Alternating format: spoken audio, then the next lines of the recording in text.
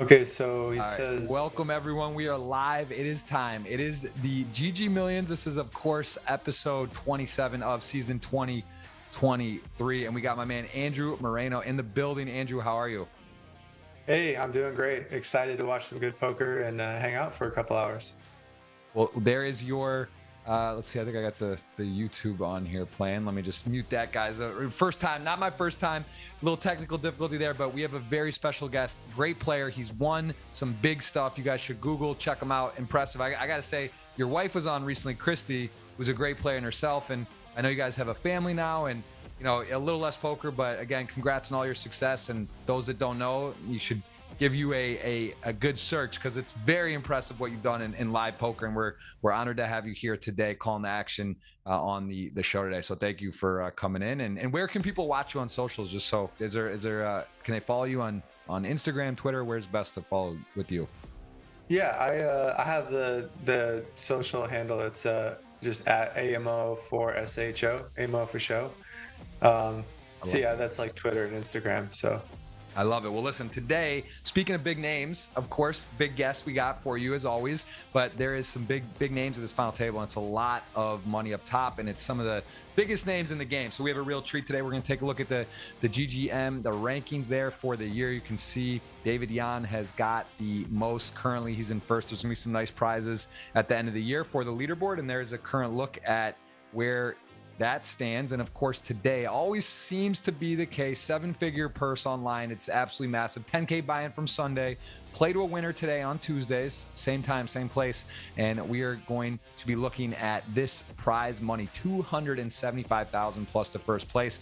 I know, Andrew, you're well-versed on ICM, and always interesting to see how players approach that at a given final table. As you can see, the payouts, and we have 9 remaining from 127 entries. So a very exciting finish we're going to have today. And there's a look at some of the names. I'm sure you recognize them. There is some of these players you probably played with live, maybe online, and we're going to go and break that down. 6 blinds for Chris Rudolph, very experienced player, got a lot of work cut out for him. All the way up top there, Mario Mazbek, who is also a very experienced player, and we're going to see how he does with the chip lead as we dive right into the final table. Any players you played with here, Andrew? Anyone stand out for you, name wise, you recognize or have played with? yeah, I've played mostly with Mario Mosbeck, but I played a little bit with Pavel and a few times with Christian. So yeah, it's pretty exciting to see them play online now too, because I know that's where they that's where they play. Yeah, so exactly. Get to play a lot, and a lot of these guys are super talented, as we mentioned. I mean, Ivan Luca in there, Chris Rudolph, a lot. I mean, this is like Austria must be a holiday there or something. Look at this, and we got like 6 flags. What is it? 1, 2, 3, 4, 5 of 9 at the final table, and in a very rare sight, we don't see a Brazilian flag, which is 98% of the time in the GG Million final table. But today it's just Team Austria going at. It's kind of crazy if you think about it, in all the world, and that they got 5 there. It's very impressive. And I always say I think it's the toughest country. There's a lot of Germans that sort of migrate, or are part of that Austria team there, but it is nonetheless very impressive, and there they are again. So is that fair to say, Andrew? Do you feel Austria is one of the stronger countries? Oh yeah. Yeah, but I'm looking at this hand right here. This is already pretty crazy. This hand number 1 on a check back board of 8-9-6, he gets check raised, and he has probably one of the best hands he's ever going to have here. So especially these chip leaders, you know, they get so wide pre-flop, and sure, it's the first hand, but he's probably perceived to have a very wide range. So we might see potentially all the money go in here. Yeah, I don't Wow. really see what else can happen. I mean, Yeah, seems I mean, The sick part is I think Mario knew he could be. He's probably against a value hand, but he's sort of in the middle upper, right? He beats 8-9, 6-9, these 2-pair combos. So he actually is in the middle and going to get the bad news. Ace-8 has him absolutely smashed. Has to fade a 6 or a. Let's see, that is not a 6. That is a double for our friend here at the start. What a pot. 2.2 million, gonna put him in close to the chip lead. What a hand there. Anything different you could have done there, Andrew? Or is that just kind of a cooler based on the stacks and situation? Yeah, I think you could bet the flop small but I think checking the flop is you definitely don't want to get check raised in that spot, and I would expect to see most people take that line, and then once you get check raised, I mean, you'd have to make some pretty outrageous fold. I always say those are disrespectful type folds, and all these players definitely deserve the kind of respect to put the rest of the money in with a 6. For sure. And before we see too much more of a crazy all-in situation, let's do a little draft. You're up for a dinner wager. You can choose red or black for the flop, and then I'll let you go. You can choose either first or second and third pick, and then we'll do a snake draft all the way through. If you're up for that, do a little dinner. I can't remember in the Christie match what happened. I think we got a double. We definitely have a double date. I don't know who won that dinner bill. She'll remind me. They blend together. I got to make a chart for all these dinner wagers. I'm not sure. I'll take the word for it. Maybe I'm gonna get picked off a little bit there because I can't remember. But you up for that? You up for a dinner wager? That sounds good. I actually, anybody out there that's been on the show that's listening, you could probably just get one over on Jeff here. Yes. See him in Vegas, and you're like, hey, man. It does blend together, but it is fun. And we will have a giveaway for the audience. It'll be $50 or $100. So if one of Andrew players win, it'll be 50. If one of mine do, I'll do 100. We'll just kind of make you guys sweat a little bit. I want to put you guys on my side for that, but we'll do that. So go ahead. You choose red or black, and then we'll go the next flop.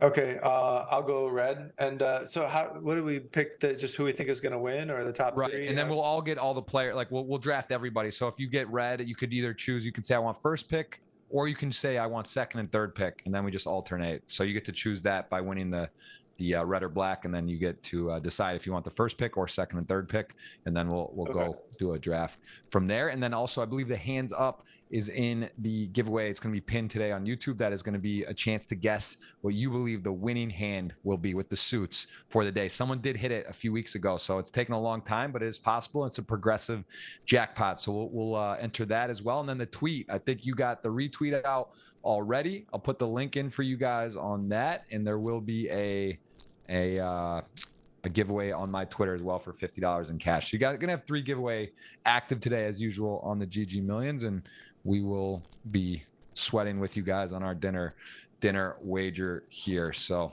did you play online much? Have you been playing at all? Did you play some of the World Series or? Yeah, I played a little World Series, playing a little bit on ACR, but it's kind of tough here in America to really get any kind of volume in, as you know.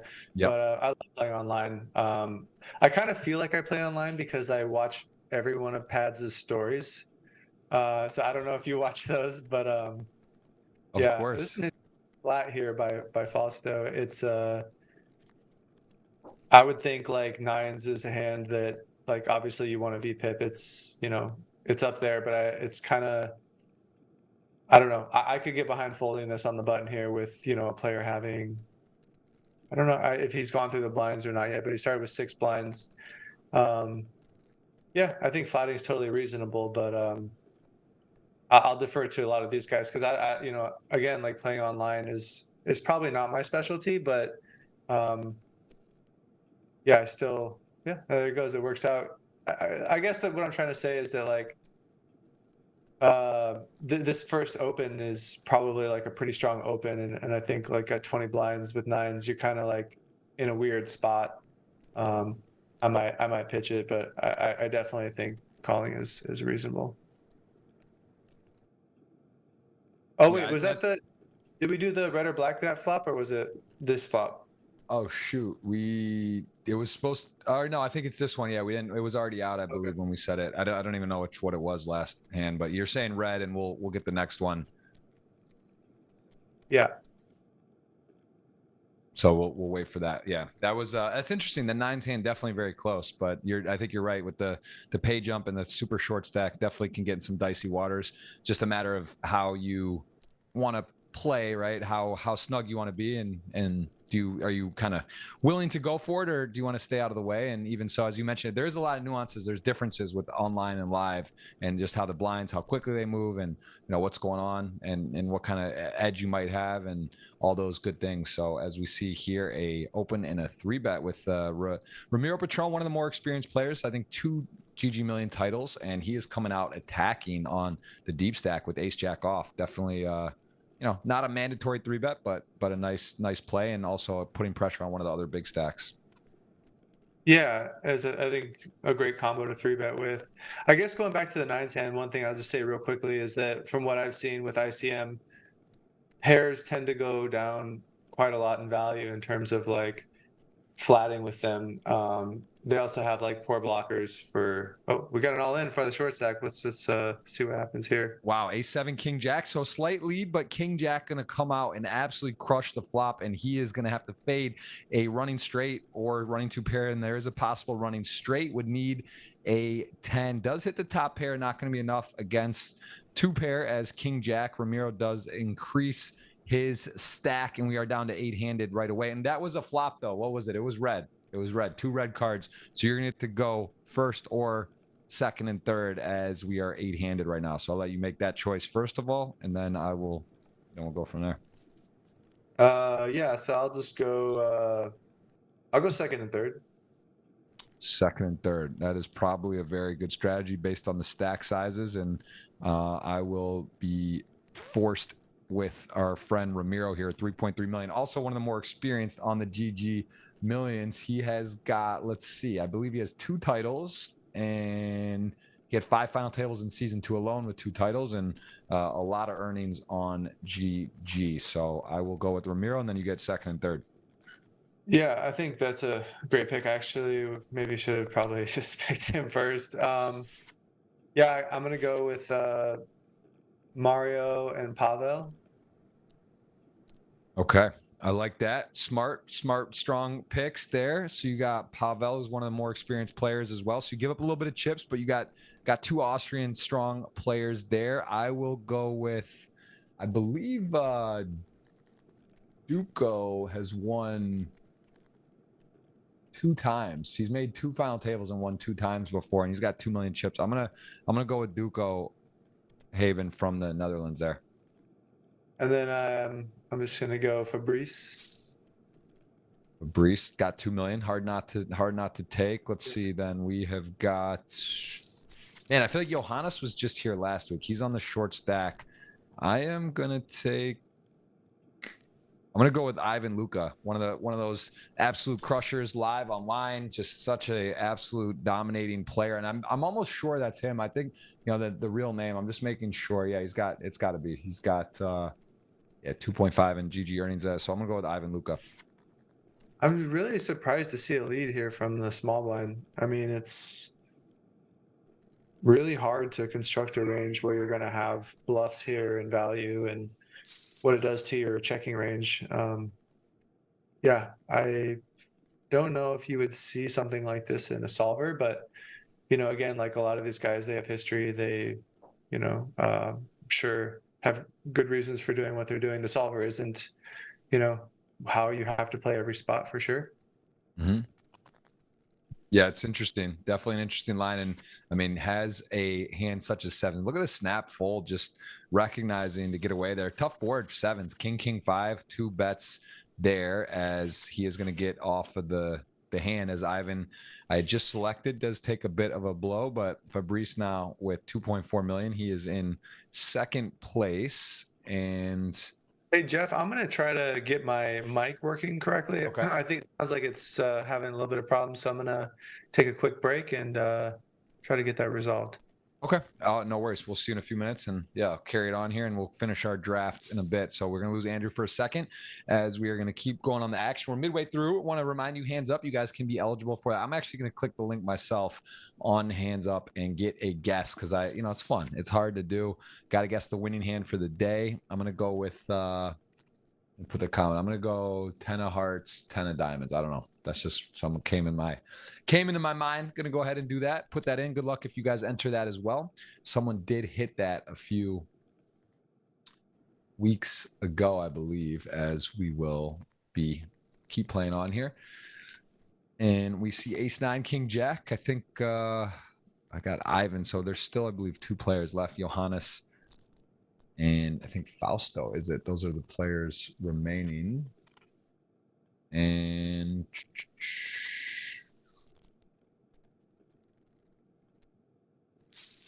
yeah, this is ace high versus, I'm sorry, top pair versus king high. Ramiro does not have the best hand. He has out of position. There are some hands. Ranges wide, blind on blind, but let's see what Fausto goes with the bet here. He does now chop with some weaker aces. 3x would beat him. Thinking about if he wants to value bet or not. I think against the 10x, you know, you are going to potentially get called. And Ramiro going to get out of the way there. So we are still 8-handed. We lost 1 player. You can see the payouts in the lower left, already up to 48,000. Little 10K jump. Short stack is removed. You guys are having a great day. Let us know where you're watching from. I do have a tweet that is live as well. I can get that. Let me get the link for you guys. I think that's already out there. I'm going to find it. Where is it? That is on my pinned tweet now. Move that to my pin. Pin. And I'll get the link. Get it. Queen 8 open, hit top pair. Both players make it a pair. Hard to do and hold them to make pairs. And I don't think we'll be going anywhere. Duco, pretty deep stacked here. King 6 definitely has some, in his mind, pretty pure cards. King or 6. It is not that. And Ramiro with the best hand. See if it's going to be a 2 value hand. I guess 8-9 does complete. He blocks that. He's got in there. I think it's good enough to throw another bet. Going to be probably hard to bet a lot of rivers, although he does check back and then gets that river of even more strength. Going to feel pretty good about it. See if Duco blocks or checks or bets. I don't know. Don't think this would be a hand to go so big on. Maybe a small bet. I'll put this.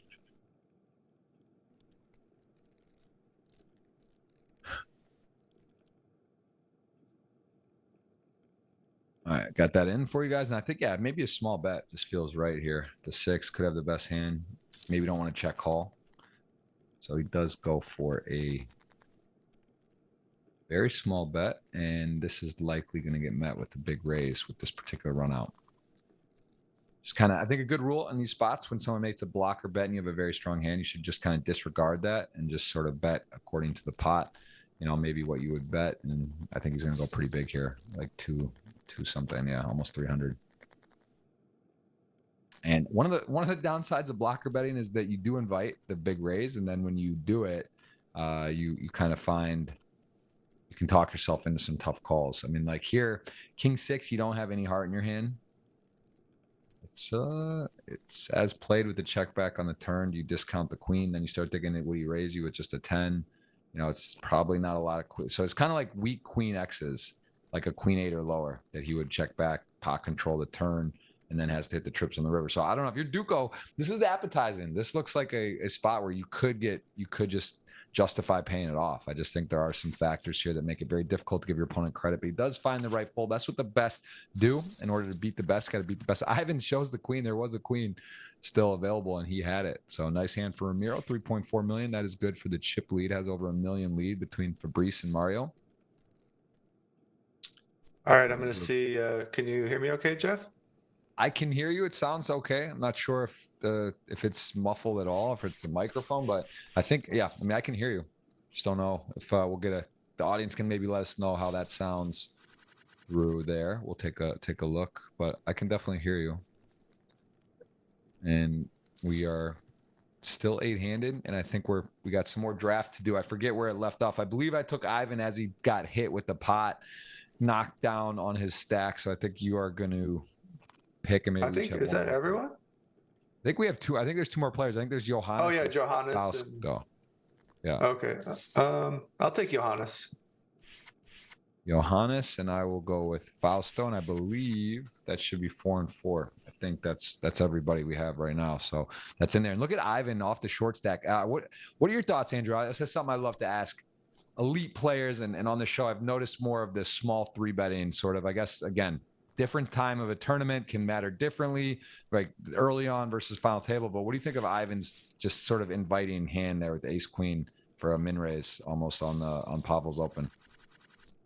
I think with most of the study that we see with ICM is that it's not entirely a pre-flop game, but you do see a shift towards being more conscious pre-flop in like not calling 3-bets out of position specifically.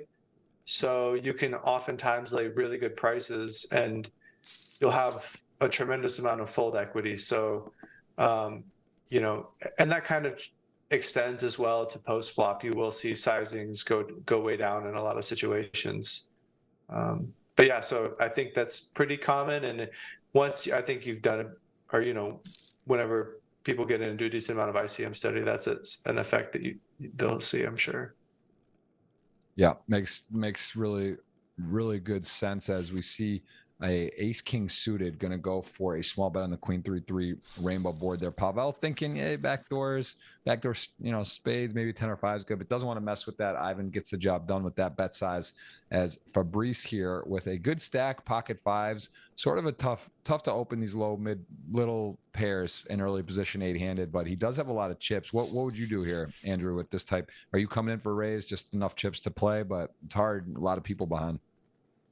Yeah, it's tough. I think, you know, the big things to consider are, is there a bunch of immediate ICM pressure on, you know, the opener Fabrice, or, you know, where's the chip leaders sitting? Is there a large disparity between, you know, the chip leader and Fabrice?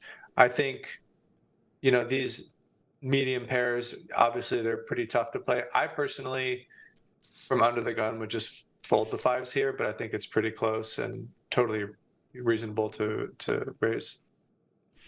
And Pavel, just one of the online absolute crushers right now, goes for a squeeze ace jack off. I mean, what are you considering on the squeeze here versus with your stack and position? And, you know, to go with ace jack off, again, not a mandatory squeeze by any means with this action under the gun, but maybe one of the chip leaders opening, and then Mario doesn't 3-bet. So, you know, Johannes has a short stack. You could think maybe there's some traps trying to invite him to jam, but what's your consideration there for Pavel? With what hand are you going to squeeze? What type of hands? Yeah, I think ace jack off is probably, excuse me, one of the best hands to squeeze, because we really favor having blockers to the strongest hands that will, you know, raise or call our 3-bet. And as I mentioned earlier, it seems like, you know, from what we see, people really, you know, we're not really incentivized to like play medium straight hands for inflated pots, when, especially when you're in the middle of the pack and you don't really want to move yourself to the bottom and have to change the strategy to where you're going to be, you know, not able to play as many pots. So I think, you know, using a hand like that, knowing that you'll have a tremendous amount of fold equity versus a lot of the hands that will flat in Mario's range, as well as the opener can't really do much. You know, it's not like you're going to get bluff shoved on very often. And even if you do, you don't really have a great hand. So it's, you know, kind of nice to just have an easy decision. I think if you had a hand like ace queen, it's tougher. But ace jack is just kind of like an easy, like, we're obviously bluffing. Yeah, so I like it. I like the hand selection. I think it's good. Yep, very nice. And there we saw a check raise with the 8s on the 9-10 high flop. Duco getting check raised with his 4s by Fabrice. What do you think of that play? That was a little spicy. The 8s kind of a, you know, out of position, check raising, seeing where he's at, but not a mandatory check raise by any means. Are you on board with that, or is that a little out there? Yeah, I was kind of messing with the microphone a little bit. So what was the exact action? I believe it was the open call, and then on the 9-10, like 3 flop or 9-10, I didn't see what the other card was. He did check raise with 8s, so he defended 8s in the big blind, and Duco had 4s opened, and they went, so it just defended, and then he went with a check raise with 8s after Duco made a small continuation bet. Yeah, definitely non-standard. You know, it's not something I would do, but yeah, I think we really just want to be I mean, he does cover, but yeah, I would tend to want to play one street.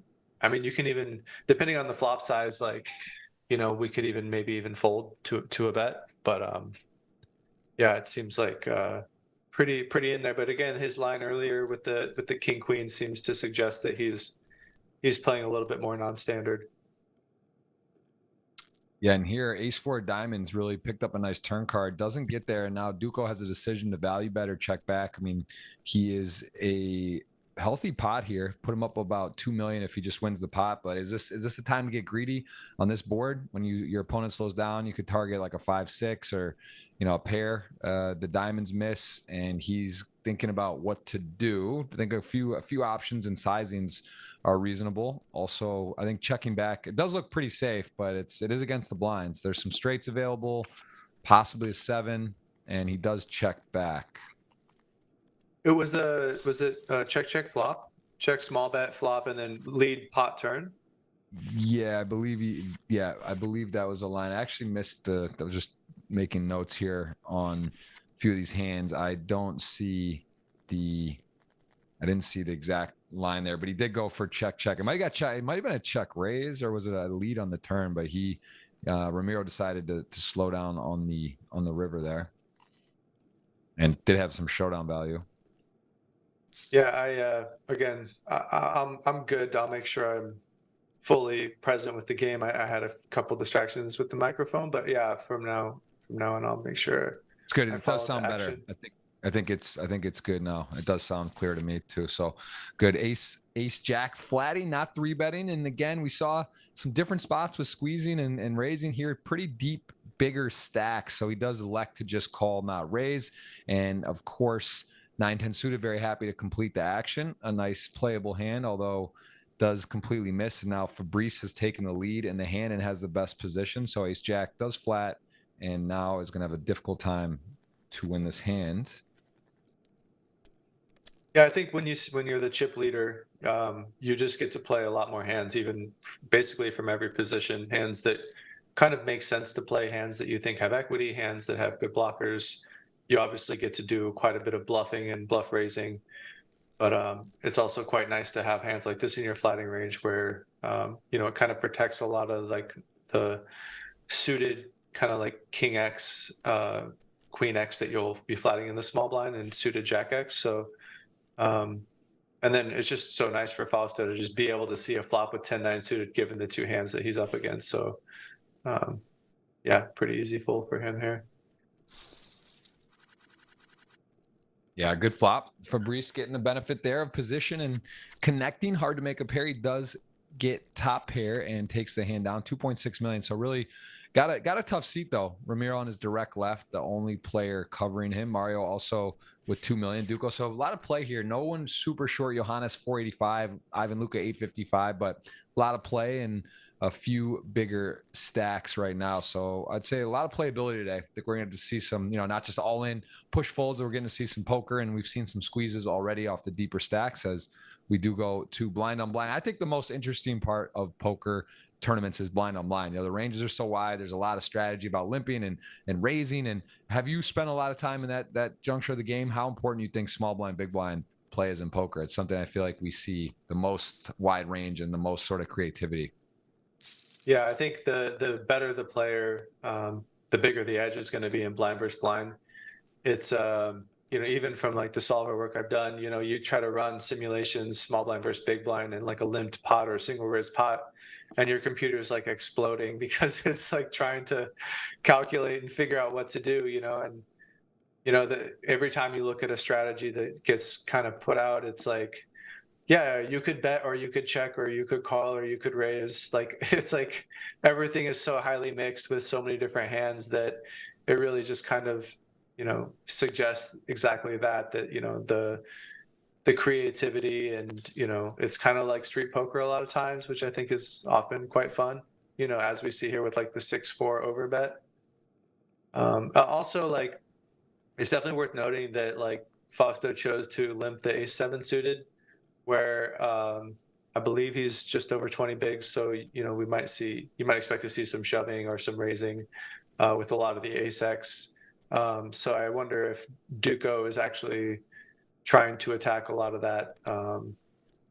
But yeah, I mean, this is a really tough spot for Fausto. I mean, Duco's going to have so much 8x here, but he also has a lot of like 6-7, 9-7, 6-4, a lot of single spade hands. The bluffs are definitely there, which is why we see the big size.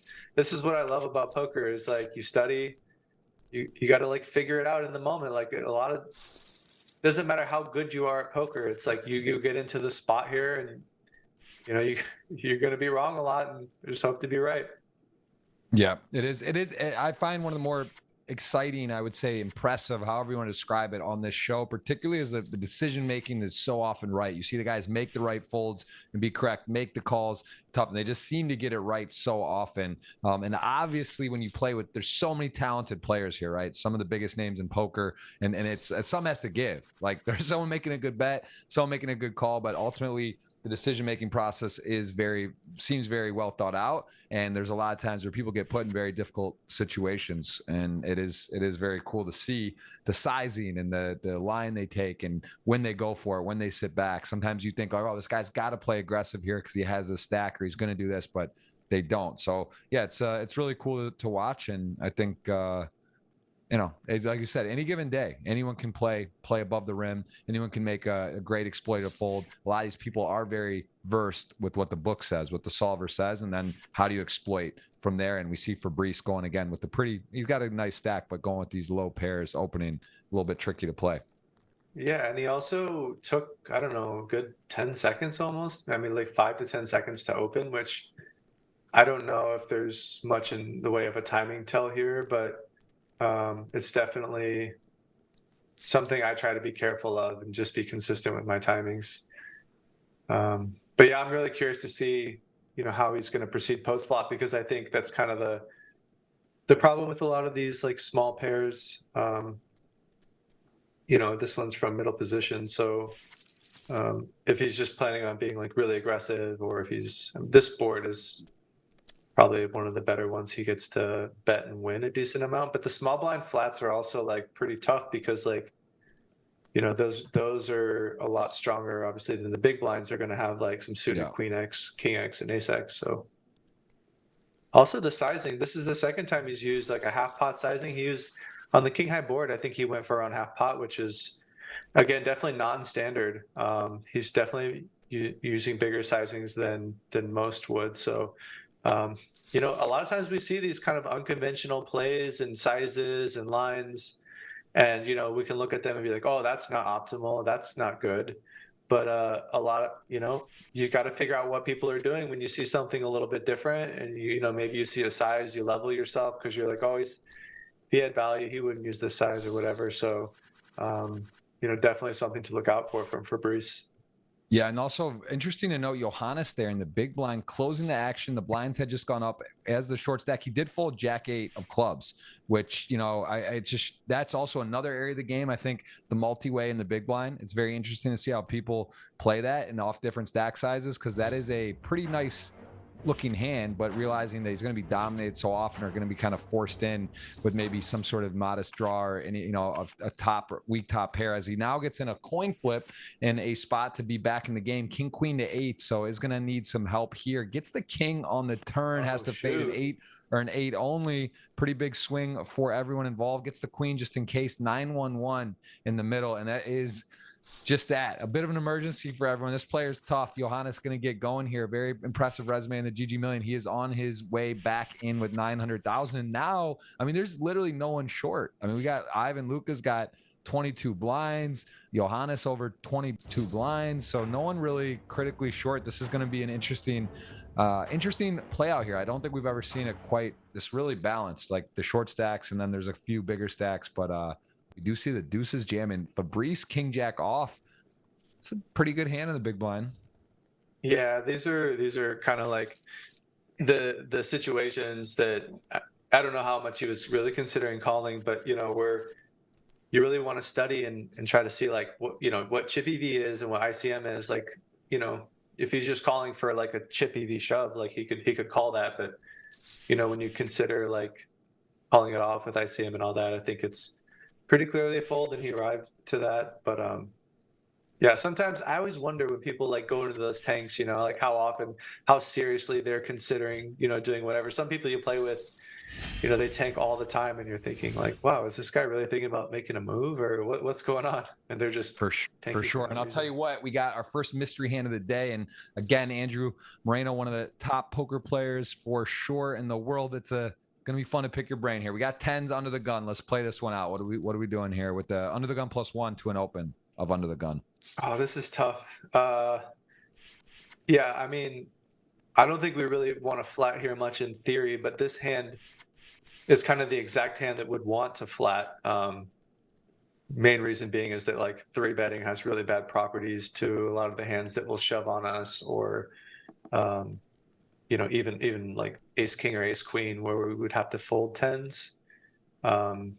So yeah, like three bet folding it doesn't sound attractive, so I think we just definitely makes sense to have some flats here.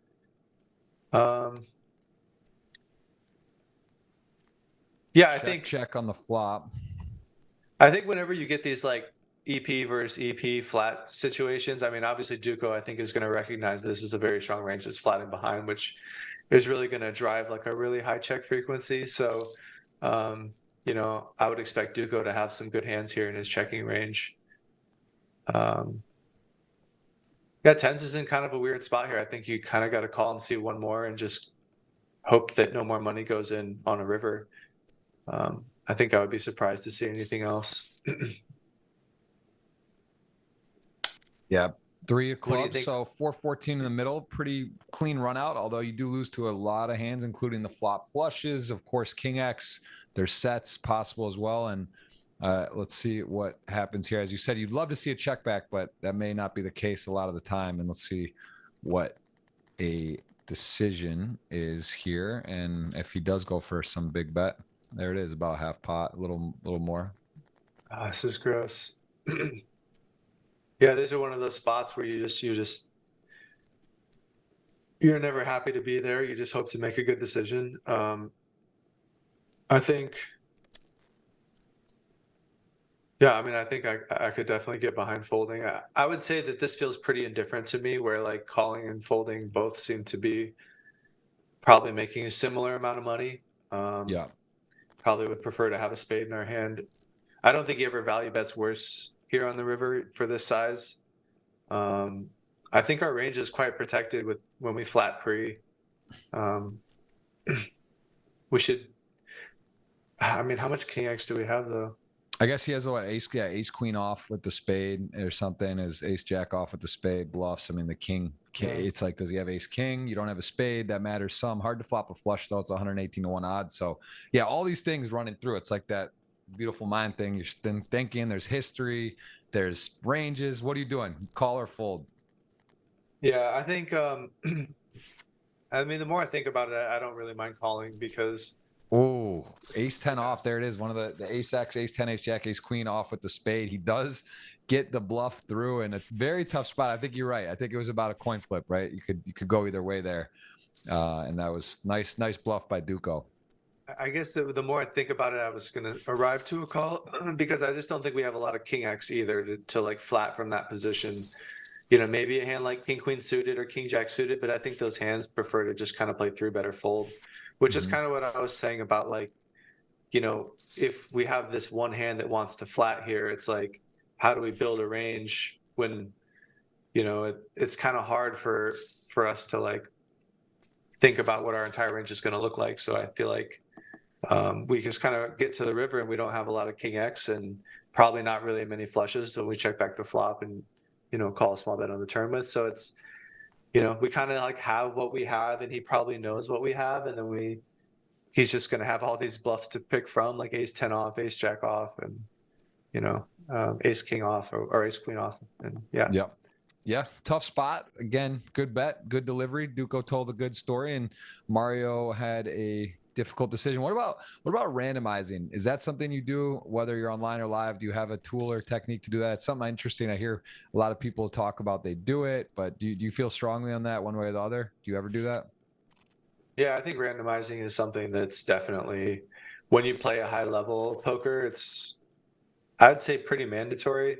I think if you're playing lower stake stuff, like especially live, I don't really think there's much need to randomize. Sure, there's some pre-flop stuff you could probably still randomize, but I think the need for it definitely goes down. But yeah, against these like top pros, like you definitely, need something to help make sure that you're keeping your frequencies in line and showing up with the right hands that you need to be.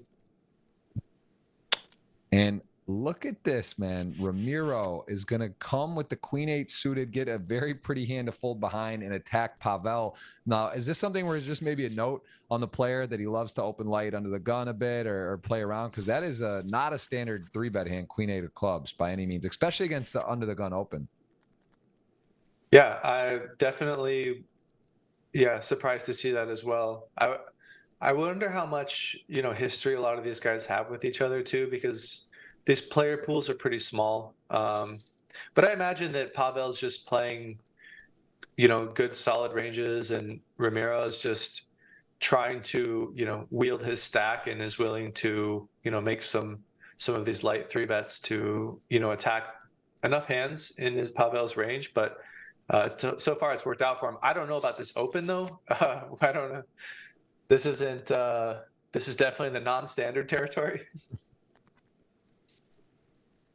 Yeah. This is, well, I think this gets the award for the lightest open 8-handed for sure that we've seen, whether a big stack or not. I mean, this is just completely like, it almost feels personal against Pavel. He's opening his big blind with 5-8 off. He's 3-betting. It's disrespectful, right? Jack off. Yeah. And here he goes telling a story into a almost drawing dead runner drawing dead. And as it turns out, he is drawing dead. If he were to get to a river, I think Pavel, this is one of those ones too where it's so out there that you kind of feel like he can't really show this one down. This is actually in the realm of like, he's got to go wild. Cause like, how do you just like click back and just like give up here? I don't think he is. I think this is especially with the range advantage, right? Aces, kings, ace, king stuff. I think we're just going to see feels like a 3-street situation. Yeah, I mean, he's really targeting a king if he bets again. One of the problems is that the big blind definitely does contain a decent amount of 4x. You will see tighter defense out of the big blind, which will reduce the amount of 4x that the big blind is going to have. But yeah, so this should get through. I think this bet does target a king nicely.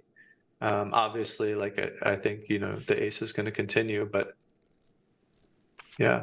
Yeah. Also sets up a stack SPR of 1 on the river if he calls there. Now Pavel's got basically a pot size bet behind, so it's sort of realizing about the turn, the river, what'll be coming in. Ramiro is officially going for it. I mean, king queen off for sure and open, but we are seeing he is playing with the game plan to go for it and win, and that was definitely an out there hand. I would say that stands out.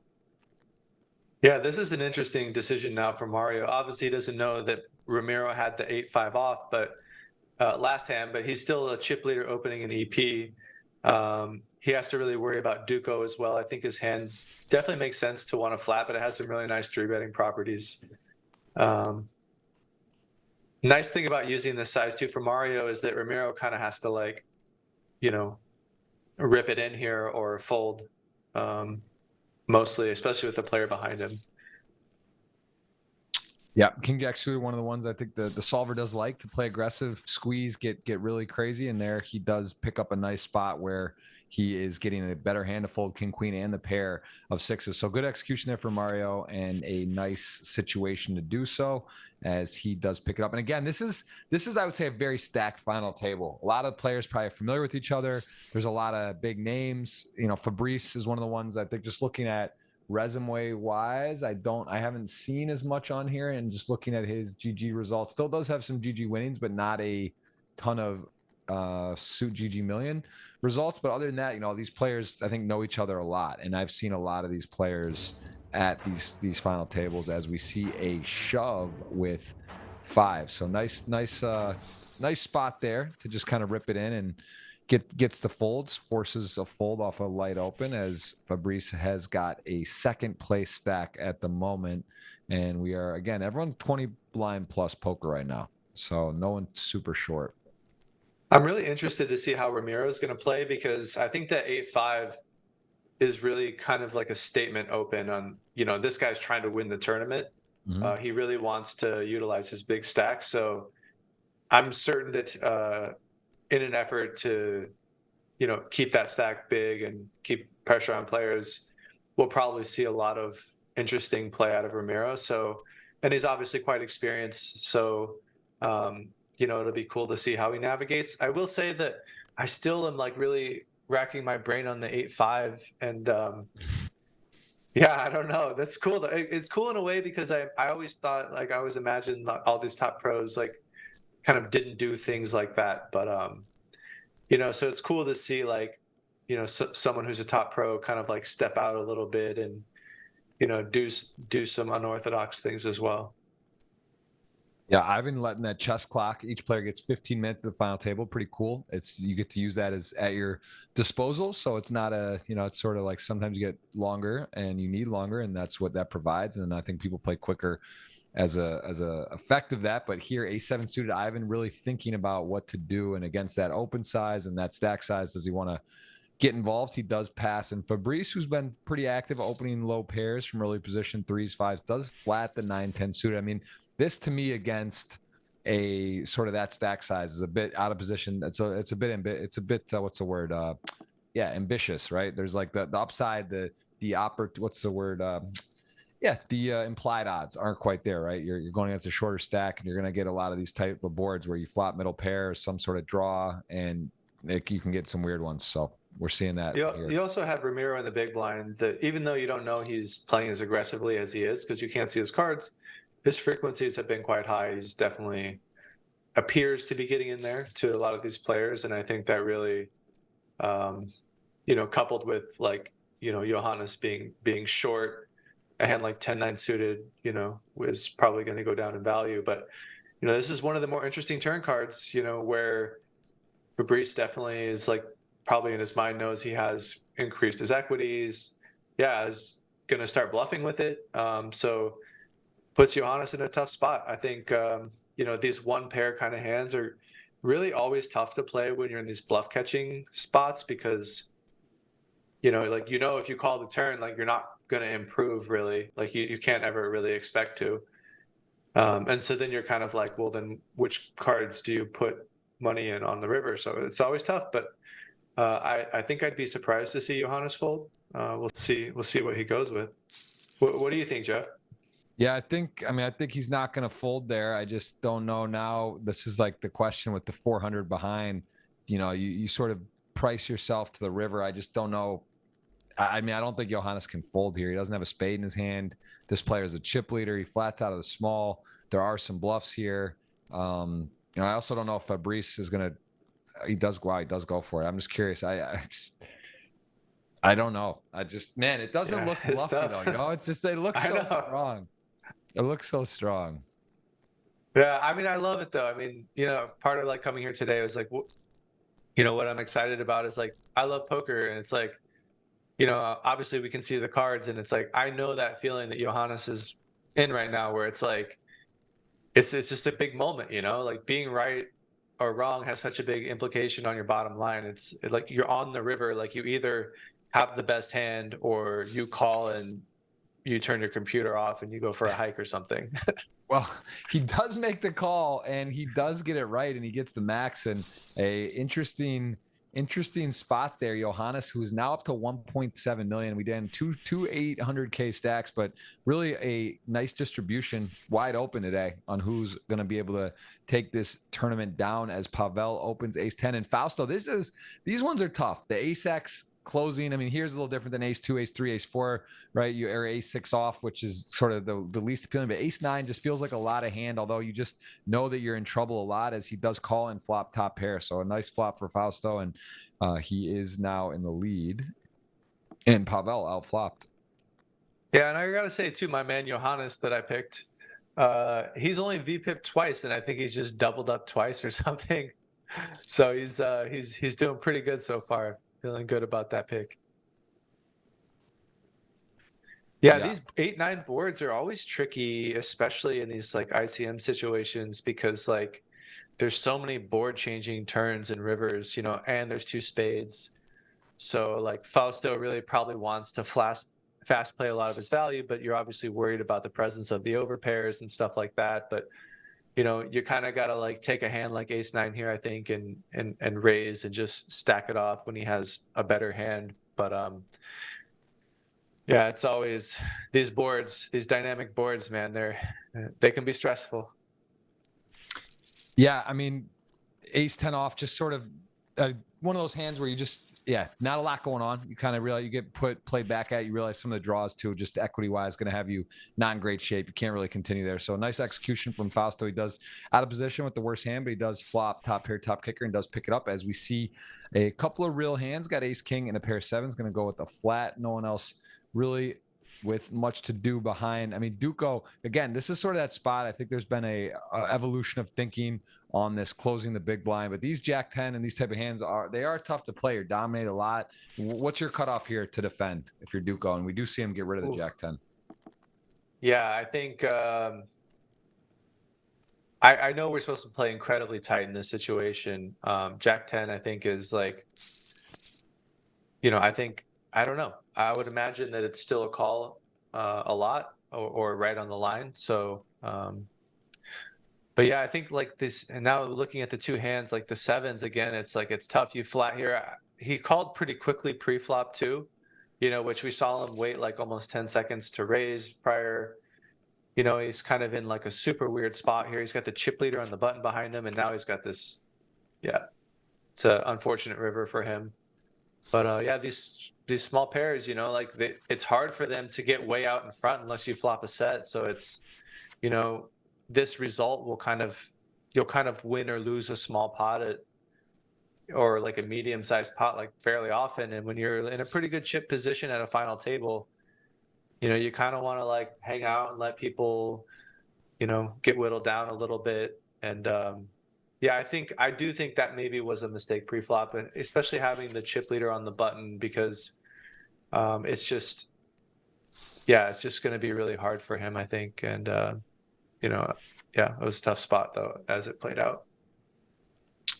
Yep, Johannes now above 2 million, so sitting pretty nice. He's had himself a little spin day. He's sitting in good position as we see the stacks again. No one critically short Pavel. So much experience. He is a short stack under 20 blinds now. And Ivan Luka with 21 big blinds, ace 8 suited, first to act. I mean, definitely again, risk premium, right? One of these things where he's sort of on the less to worry about. If he gets knocked out, he's one of the shorter stacks, the shortest basically. So it's not as big of a situation, a big of a tragedy for himself if he does get knocked out, and he is going to go ahead and play. And Duco now with sevens, and he is also going to flat as we see playing post flop. And ace 8 of hearts has got a nice semi bluff hand here with the complete miss, but also a very connected board though on Duco's flatting range other than low pairs. And this is going to crush his range. So very interesting how Ivan proceeds here. Yeah, the one thing I forgot to mention earlier about the pairs and kind of the value of them going down, like you definitely will see flats on the button more often, and you also, when you cover the opener, that's something that you will see way more often. So I think, yeah, flatting sevens here is probably like would be like the GTO kind of approach. Betting this flop is interesting here. I guess he's just saying like, I have so many strong hands on this board, and I'm betting for a little protection and equity denial, and potentially setting myself up to bluff on some runouts. Not having the 7 of hearts is kind of not great, because like when we do end up hitting a 7, maybe it like completes some of these flushes, which isn't great. But that's the thing about poker, is like basically when you start looking at these solves, it's like you're kind of doing everything some of the time, and it's like you go back and look, you're like, oh, I guess I could have done that, like as long as I'm only doing it like 15%. It's funny. Yeah, it's true. No, you're exactly right. And here he does check once the heart arrives, and Ivan with the nuts, no paired board, the clean stone nuts. This too, I feel, is one of the things I noticed about Ivan and some of these guys is they're so in tune to what the other player has. Their sizing can kind of target, does he have a strong hand? Is he super weak? Do I go big? Do I go small? I unblock all the pairs. I unblock the straight. Like maybe it's bigger in this spot, but at the same time, he checks back.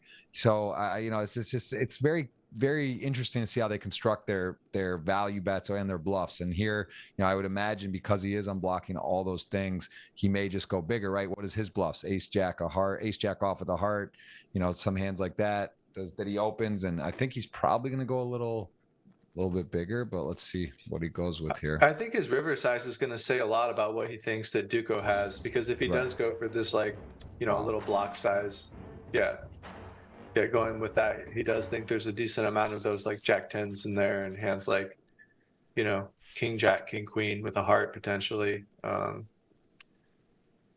He went for the jugular. He went for it all. He went for it. Yeah, he did go for it. There was no that was an overbet stuff right there, as 9-10 suited actually dominating Ramiro. I mean, that does feel 6-10 suited. Ramiro's making a statement. He is going for it, and it does seem to involve Pavel. I'm not sure what that all entails, but here we go again. Now 9-10 suited does flop open-ended, but it is no pair. And let's see if Ramiro with the backdoor hearts and backdoor straight is going to go to town here. I think this hand for Pavel maybe just has a bit too much equity to want to do anything other than shove, him being the short stack. He's sitting on 15 blinds essentially. I think like making a small raise doesn't really make sense. Obviously calling works well too, but versus a chip leader open, I'm curious, like, just given how wide his range is. But I guess also it does become kind of hard to just like construct a range that wants to shove here. Just most of your king X and then some hands like 9-10 and queen 10. But and Ramiro actually decides with no heart on the turn, gets called that maybe this is not the time. He's also been kind of going at Pavel, 3-betting him light, opening 5-8 off, and maybe that's come through on the delay. But now with the 10 on the river, he does have a key card here and a potential to realize he's not winning with 6-10. So let's see what he comes with here. Could put the pressure on. Yeah, I think it also makes sense for him to have some hands like queen 10 in his range, because like you don't really want to bet queen 10 on the turn and get shoved on, by a king. So like at that stack depth, this is like a very reasonable way for Pavel to play most of his king X that called the flop. So, you will wind up with those kind of like higher equity hands here on the river sometimes. So having the 10 is quite nice. But again, Pavel has the 10, so we'll see what he comes with, because I'm sure he's very, very curious. It's a great bet in this sizing, and as your point, what would you do with queen 10? You probably would check back, right? So like his story is in line. He's got a blocker to the nuts to the hand, and Pavel now, who does improve, is not getting to get that free check back or that free showdown. So he has got the fold, and a well played by Ramiro. Man, this guy's a tough cookie, because Pavel's no slouch. I'll tell you what, that's a scary guy to bluff at there. He makes a lot of good decisions himself. There's a look at the payouts. 48,895 next, 275 up top. We will play to a winner, and we are getting to see some inspiring poker today. A little bit of a different blend, I'd say. There's been a little extra sauce, a little extra spice today with some of the opens and the plays, and Ramiro does find himself at the forefront of that and has the current chip lead by almost double. So been some interesting plays from him, and very tough player. Yeah, and he's really gotten the best hand. He's basically bluffed pretty much every time and gotten it through, which is always a nice feeling when you're able to make a play and hit the part of your opponent's range and get it through. So yeah, it's been pretty fun to watch Ramiro, and a lot of these guys, like, they're all top players. They're going to fight like hell, and they're showing it too. Ace 10's kind of interesting. I think you could definitely go either way between shove and call. I would imagine with this stack distribution, like, I mean, it seems like kind of like the quote unquote standard decision, right? Yeah. Blinds are just up now, 25K 50. So everyone getting a little bit shallower on the big blinds, as we will see a 10 blind Pavel stack does get bluffed in a very difficult position. Ramiro, queen 10, that would have been the nuts on the hand. He was telling the story, going to come with the under the gun. If he's opening 5-8 off and queen 6-10 of hearts and such, I think that, yeah, queen 10 from any position is going to be an open, as he does go for that there. And there is something to be said about that, right? When you're 3-betting a lot and you're also, it's just one of those things like this is where everything shapes up, right? You get an air ball and you're playing, and now all of a sudden he's going to get some hands, some kings, some aces, ace king, and then, you know, people just seem to misstep. That's one of the benefits of being so aggressive, playing so much VPIP, is you get kind of played back at some, and especially when you get them through early, it's very dangerous, because now, you know, the distribution, you get hands, and you can really do some damage, and people make a misstep. And this is now Jack 5 suited. He doesn't go with the raise, he goes with the limp, and we see the 9-5 check back as it does out flop Ramiro there.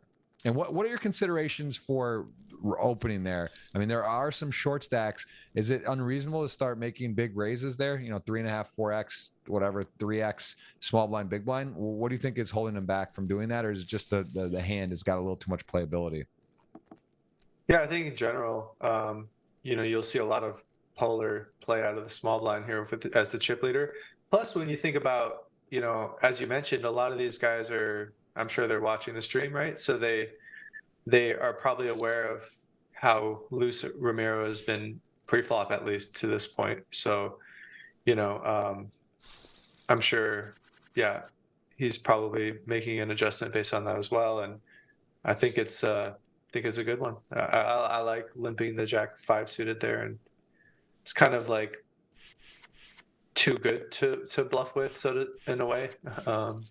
I mean, I think you definitely can. I mean, you'll definitely see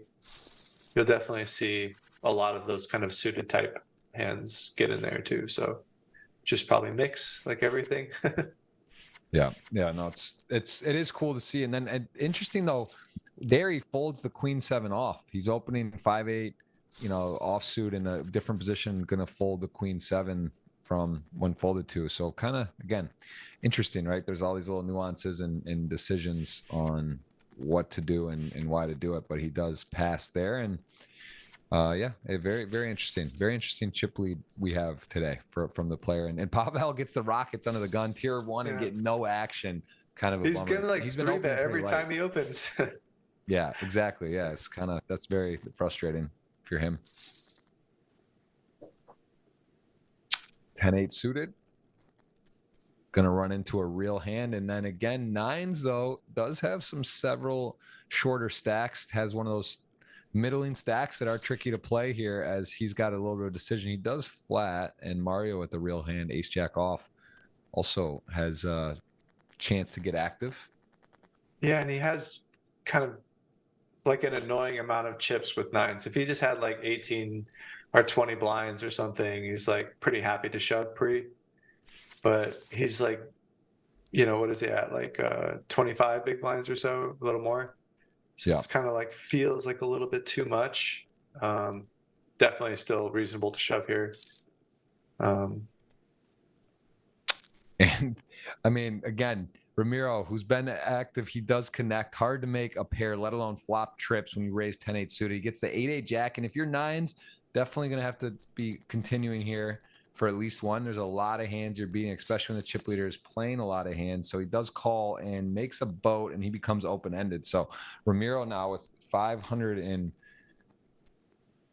in the middle, trying to think about what to do. And also, what does his opponent have, right? That's what he's putting him on. Does he have a pair? Does he have ace queen, ace king? Maybe he would 3-bet those hands. So he's starting to narrow down his range. What does he actually have? 7s, 9s. You know, is king queen suited in there? I don't know. Maybe not flatting and then following up. So yeah, it starts targeting hands here, and he is betting. You like the size? Yeah, what is it? 170 into 530 roughly. Yeah, I mean, it looks like he's, you know, setting up for like a river shove, but it's, you know, going to be just over pot still. If I'm Fausto, it's very concerning. I mean, like obviously the presence of the king queens and, you know, the ace queens. I don't know if ace queen necessarily bets the flop, but like, you know, I'm very concerned with 9s here on the turn.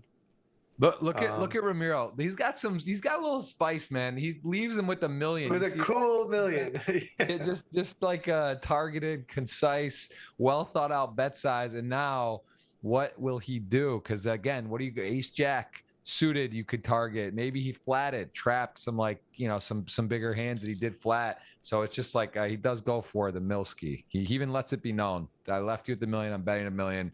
And to be fair, Fausto, this is not there. There are hands you mentioned. There's definitely hands, bluffs that are there. Queen, king, ace, queen, other hands. Even it's a very tricky spot, man. I mean, Ramiro is Ramiro looking can dangerous definitely. today. I'll tell you what, he is dangerous. Yeah. Fausto doesn't think long, doesn't think wrong. He gets out of the way, but Ramiro is up to 4 million chips. He has over double second. He is in command right now, and he is having himself an afternoon at the moment.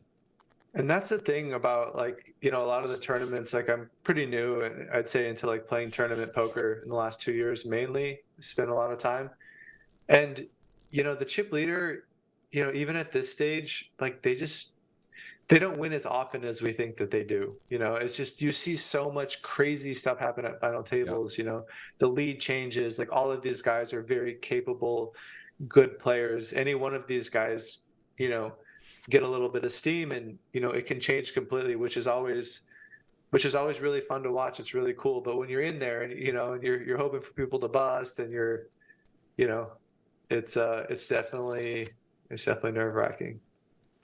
For sure. Well, here we got a three-way pot. Fabrice, who's been pretty active, opening a lot, down to 1.4 million, was up much healthier. I think had a million more. He does have the lead. He is in a bit of a sandwich here. Tough hand to play, although sixes and sevens on the Queen 10-4 multi-way aren't probably thrilled with the board themselves. So let's see if Fabrice gets to go ahead and pick this one up somehow. Maybe this can check down, although Johannes going to come out and tell a story with sixes. Does target some better hands like sevens or eights that maybe just got to get out of the way. And then ace 10 suited, it's not fist pumping either. Not the best spot for the ace 10 suited, although it does have the best hand and likely will be, just think has to continue for that size.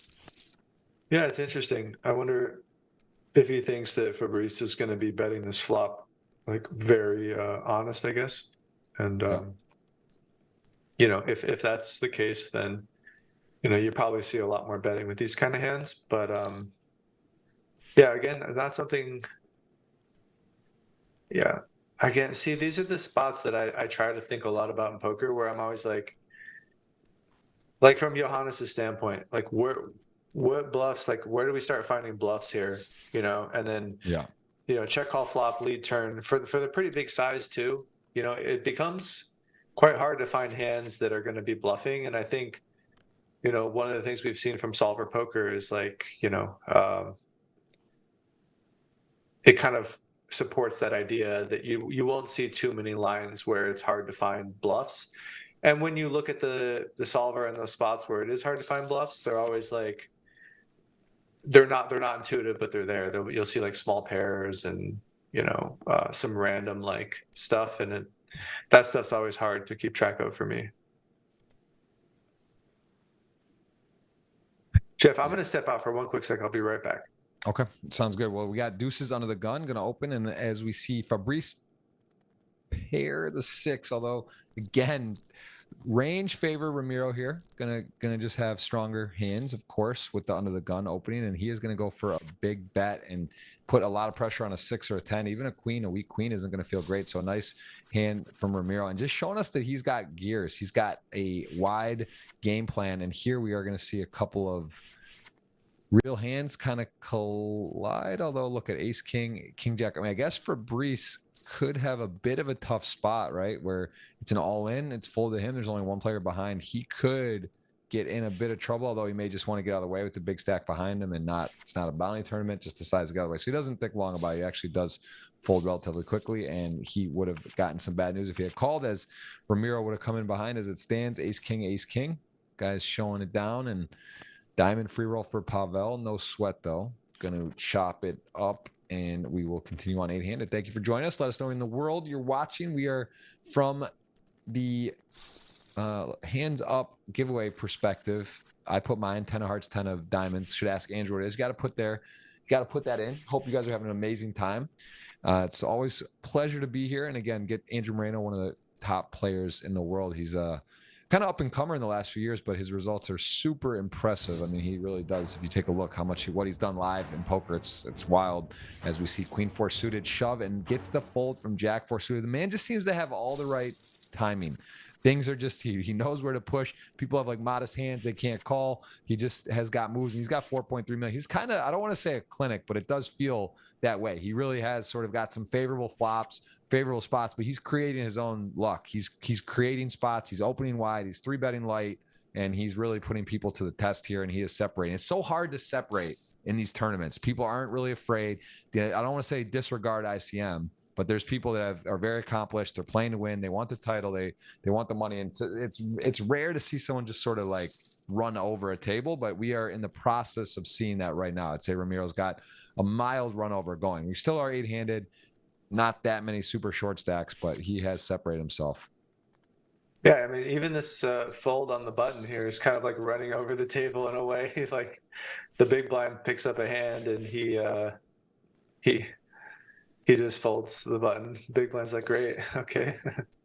Yeah, it does. Like I said, his timing and tempo just seems all right. Here we go. Ace 10 suited, no one behind, and chips up again. Just kind of picking up blinds and Andy's starting to add up as we see 4.4 million. Hope, again, you guys are enjoying. Let us know where you are watching from. We will have the giveaway, guys, $50 or $100. My team versus Andrew's. We got the dinner for us that we're sweating. We got the hands up for the jackpot. You want to guess, Andrew? Give me the winning hand today. There's a link in YouTube.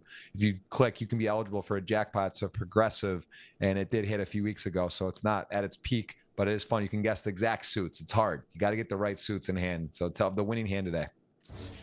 Okay, I'm gonna go with King 4 of Hearts. King 4 of Hearts. Okay, I said 10 of Hearts, 10 of Diamonds. So that is okay. We got our guesses. You got, Wow, somebody hit it, huh? For the prize, you got to click on the link and fill it in. That's on the Reddit. But if not, it's okay. You can just say it, and if you get it, that would extra. I guess it'd be a little bit tilting. You're live for the giveaway as well on Twitter. If you win, I'll double it down.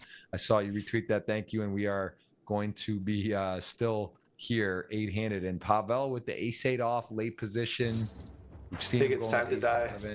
Yeah, it's time to go in. He's going to get the bad news, but we know the overcard's a powerful thing, and that is a tough one, though. That is King 7-7. Needs the running aces. That would be a lot to handle as Jungle Man Avatar goes down there. Pavel, you can see his GG earnings and just in general, a absolute crusher. He will be out in 8th place. A relief for those here to see him go out, and the pay jump is secured as 7 are left, and Ramiro just going to get right back to work with ace queen off under the gun, 7-handed. It's funny, sometimes these like good hands can be harder to play than the bad ones. Yeah. But he hasn't really had many of those spots yet. But I'm curious to see how he responds if they do come up. Yeah, Ivan. Wow. So Ivan, my man, is a field player. He really is. He's got so much good timing, so many great results, and he is going to step into a Ramiro quality hand. Although from Ramiro's perspective, he's like, wow, I'm so active. I'm playing so crazy, and I actually have a real hand, but he realizes there are hands that are going to absolutely crush him here. This is a pretty strong 3-bet, although he does happen to have like the bottom of the range for the 3-bet here, Ivan. Yeah, because I think the 3-bet really suggests like better hands and bluffs, because even the hands that Ramiro would be flipping against are probably just going to shove themselves for the, what is it? Is it like 20 blinds? Yeah. So, like if he has 10s or jacks, I think you'll oftentimes just see a shove from a small blind here. Yeah, and one of the things with Ivan's sizing and his story here, he's not expecting many flats. So the flat with the top pair top kicker arrives, and he actually hits the 6. This is very curious flat from Ramiro, and I think Ivan's going to be a little bit out of whack here, right? This is not part of the plan to get flatted. Probably either get raised and fold or whatnot. But as it turns out, he is going to keep going. He does flop a pair, and he wants to keep the lead in the hand. And very, very, very, very interesting. Some Latin America crime here on Latin America. We got Argentina, Uruguay, and 2 players who are certainly familiar with each other's game. So let's see how this one plays out. Yeah, the King 6 is in a really tough spot here. I mean, just look at this board. I mean, 2 hearts, 2 clubs. You don't have a heart or a club in your hand. you don't have any kind of like 10 or a jack or an 8 in your hand. It's like there's so many hands that you feel like maybe you want to protect against, but your hand kind of isn't really strong enough to bet, it feels like. But also it's just kind of hard to range Ramiro too. So this is one of those kind of tricky spots in poker where we see a lot of these top pros, they tend to just make the right decision. They get into these tricky spots, and a lot of times we just we see them kind of, as you said earlier, just click the right button. Yeah, and this is a very wet board, and he is just going to go for all of it. And honestly, this to Ivan is probably looking a bit tempting, right? You're like, man, he just flatted me pre. There's so many draws here, and I have a pair. And why is he shoving? But yeah, I mean, man, I don't know. I think Ivan would be shocked if he calls it off here with this board. Although, again, he doesn't have a club or a heart. But yeah, it's a little too hero-y. Time for the cape. Yeah. Doesn't do it, and he makes the right fold. Yeah, he kind of was taking a shot pre-flop and then, didn't get it through, which he's going to get it through a lot on Ramiro, as we can see, and I'm sure he's aware if he's watched any of the stream.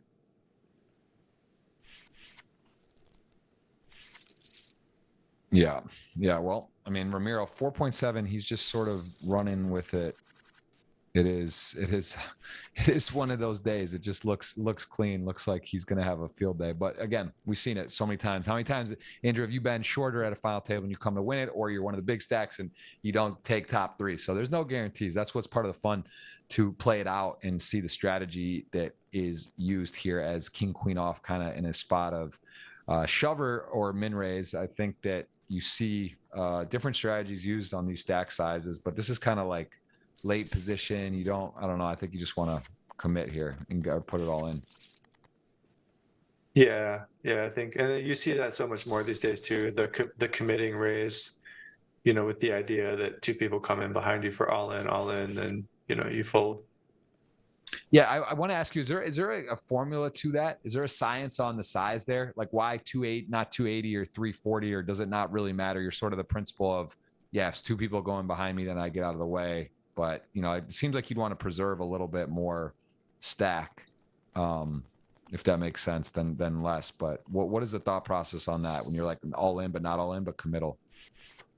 Yeah, I think I think it's probably hasn't been studied as much. I think people have a good idea. I mean, I will say I saw even a top pro kind of make one of these not all in shoves, get flatted, and then fold the best hand on a board. I think it was Timothy Adams on one of the Triton streams. Mm-hmm.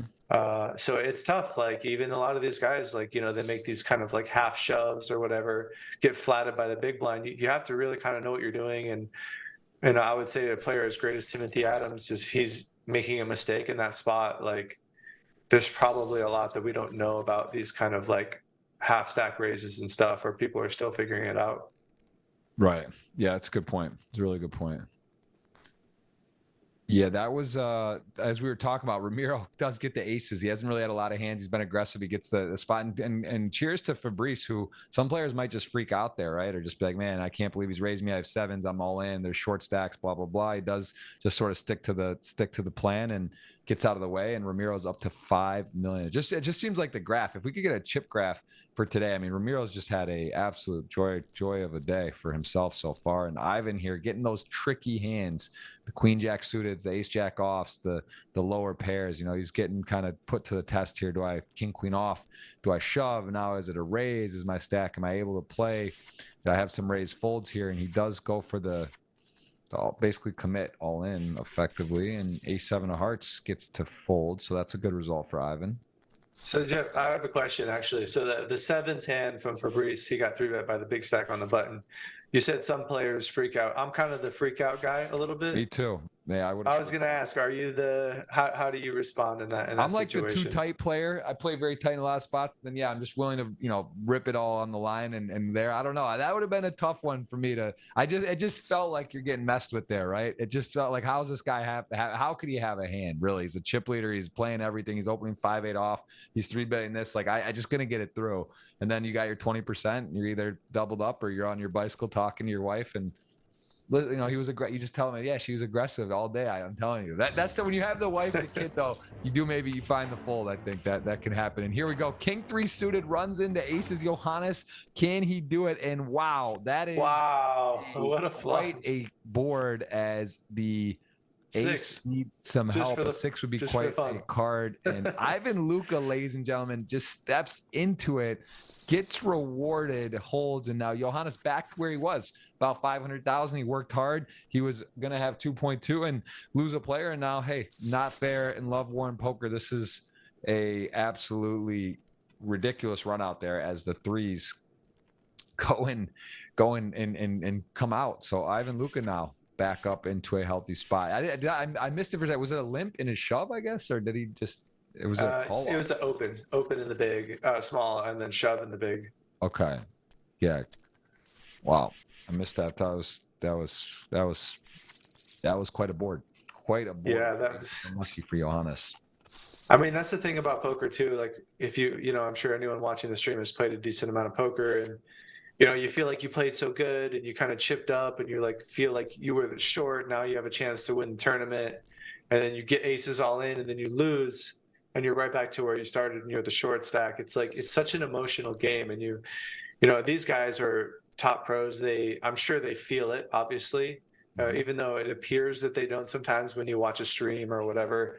But they're able to just play the game that they need to play from whatever stack that they're at. And that, to me, that's just a sign of experience and also knowing what you're doing, because I definitely wasn't always that way. I was an emotional player for a long time, and it took me quite a long time to, be able to get my emotions in check and make good decisions. I want to ask you about that. Christy Arnett Moreno, your wife, who's been a guest on the show recently. I've known a long time. She's been in poker, and I want to understand how. I'm sure she's a great support system, but do you, when you knock out a tournament, is she like, what happened? I want to know every detail, or is it just like more of the results, or how do you have that dynamic? Because I feel like couples that understand poker or both play some, that's always interesting, because some love talking poker and some just, they want to keep it church and state, separate everything. How's your guys' relationship with, wow, and here's a 5-10 off open. There it is here on the button, but it's not going to work this time. But yeah, how do you guys discuss and break down poker? Are you looking forward to talking about it, or do you just want to,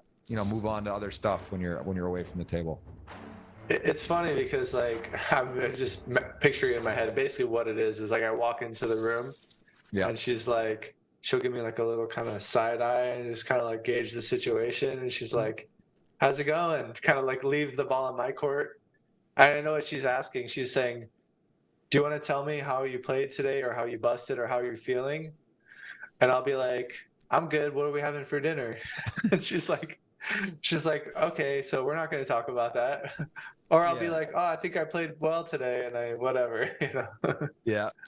No, it is funny. It's funny. I'm like, some people are just so result oriented, and that's what it wants to be. Some people like to talk. And I know of various couples that have either the significant other has understanding of the game or doesn't, and that also is interesting. And then some actually really do understand, but that's the last thing they want to do is talk poker, just because it's sort of nice to get away too. It's also nice to be able to vent and have someone that understands, what happens or whatever. So I think it's just like you said, it depends on the time of the day and what mood you're in and whatever. It's also nice to not be all about poker as well. And look at the execution from Duco. Gets the bait set, and Mario does take it, and he does pick up and up to 2.2. Duco, I feel like, again, a 2-time GGMillion winner, very, very accomplished, very tough, very, very well balanced strategy, and he has got himself in decent position here, in a good seat too, 2 to the left of Ramiro. So he's in a position where he can, I think, he can cause some problems here today. As I'm a little surprised to see the limp shove.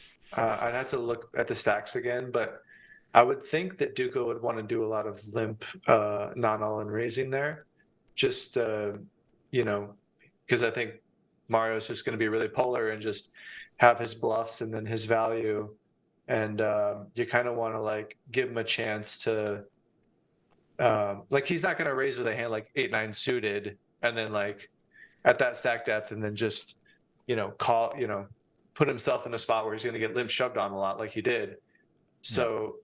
He's going to be like a lot of clear bluffs, and then, a lot of his he's going to check back some pretty strong hands too, I think. So making the small size not all in 4-bet, I think is pretty good. But I don't know again if they just weren't deep enough for that. But Yeah. these are always tough with these fours, and you know you're just so short. You just feel like you got to run it. Yeah, just not much to do there. You're just going to call and maybe get bluffed off or something. You just kind of want to get it in, see what happens. And as it turns out, aces flops top set, ace 8-9 board 9 to end it all. And Johannes is out. Golfer claps. The Negreanu emojis being used there as we see a 6-handed race now, 4.9 million. Ramiro in the lead, ace 9 off. It's actually been kind of amazing, Ramiro's timing. You know, he's open and really never run into like a big hand. We did just see him open 5-10 off, and ace king woke up in the big blind from his button open. But other than that, really not a lot of resistance. And I guess he did open king 10, and I think it was 10s re-raised all in. So a couple times, but he's had pretty good success getting through. And Mario, who knows what's going on here, he is going to put his foot down. The taxi cab shot to Houston, Texas, king 10 off, going to go ahead and push it in. And you know what? Ramiro's not above a light 4-bet, ace 9 off. I don't think it's impossible. At the same time, he's got such a nice stack, right? Do you really need to put in 1.5 million being a hero, but you're sort of in another orbit of chip stack? But hey, that's partly how you get there, right? You're willing to 4-bet light, you're willing to make plays, you're willing to do stuff. He does relinquish there, and still 4.7 million, and we are 6-handed as we mentioned. No one short right now, no one short. Everything's sort of consolidated. You know, 60K big blind, so 1.6 million, your shortest, plenty of play. And Ramiro going to get the walk, as of course, when it's working, as he does pick that up. And we are still going to play to a winner today. Andrew Moreno joins us today in the booth. We are going to have another champion, likely a new champion, although there are a few players that have won. We see the 2-time winner of Duco Haven and Ramiro Patron, as well as Ivan Luca, has won once. I believe that is it. I'm looking. That was from season 2, and there was no winners in season 1 or season 2023 today. So that is we got 2 players that might be repeat. Everyone else available for their first GGMillion title, and it is wide open today. I mean, Ramiro is definitely thinking about making that 3-bet. I mean, a lot of the like one high, one low, you see a lot of those 3-betting out of the blinds versus the button. Yeah. And you know, again, it's kind of what you said. Like he folded the ace 9 to Mario because it's like everything's just kind of working. He gets a walk the next hand. You know, his timing has been great. You know, it's like he's kind of done everything right. And you know, people are kind of, you know, I'm sure he's watched the stream up to this point too, or I imagine a lot of these guys have, and no one's really played back at him much for as much as he's been in there. So, but you know, it's funny, it's interesting because you mentioned, you know, like his timing has been so great. And I always think about that in poker and in life. Like, you know, obviously these guys are great players, but like you don't even have to be a great player. Like if you kind of just had incredible timing, but you didn't really know what you were doing, you could probably be pretty successful in poker. If you were just in the top like 0.25% of like timing by all poker players ever, then you'll probably be pretty successful. That's a good point. I was actually doing a video about Annette Elberstad back in the day where she did that 180-man tournament, right, with her cards buttoned up and blindfolded, and sort of on the fundamental principles with position and, you know, aggressive maneuvers and whatnot. And you're right. I mean, timing is so important and so critical. And that is something, again, you kind of just intuitively have, but of course there's luck in that as well. As Fabrice goes with the 10s on the bet and calls the check raise. He does have the lead, and Fausto now. This is tough. Tough spot. Gonna go for it. Let's go for it. Wow. It's tough for both of them. To be honest, 10s is a tough one to call with, right? As you are blocking the queen 10, 10-8, those kind of obvious straight draws. Like, I think it kind of works against you here. And you have the heart too. So like, you know, a hand like, you know, King of Hearts 10, or, you know, any of these like straight draws that could be a flush draw, you block all of those.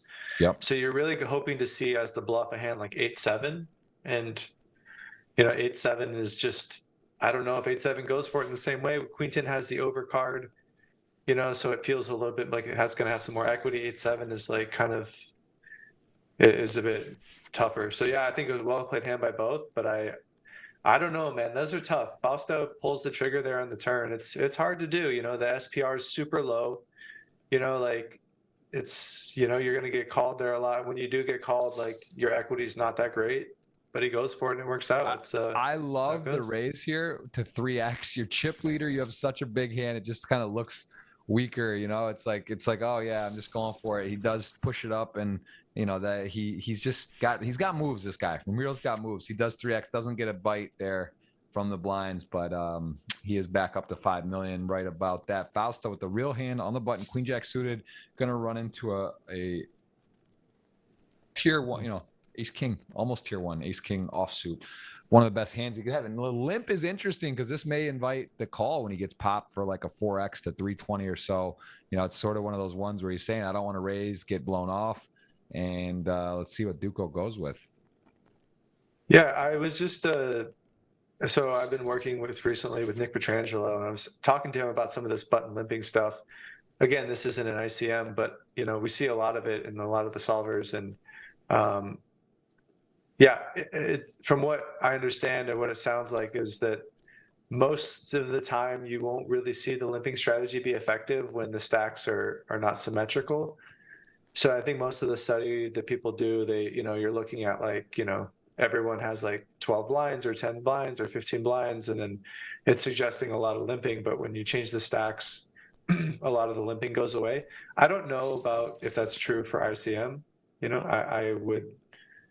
I wouldn't think that we do a ton of limping, but again, these guys are probably more versed in a lot of the stuff than I am. So I'm also here as a student too, trying to learn. But it doesn't feel that intuitive to me. I mean, how do you build the range?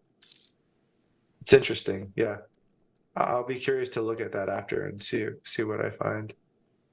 I'll tell you what, though, one of the things here is with the ace king. I mean, it's a tricky hand to play too on a board like this when you get flatted. I mean, I guess you start thinking that it maybe is more towards suited broadways than like low pairs that would play it like this, maybe.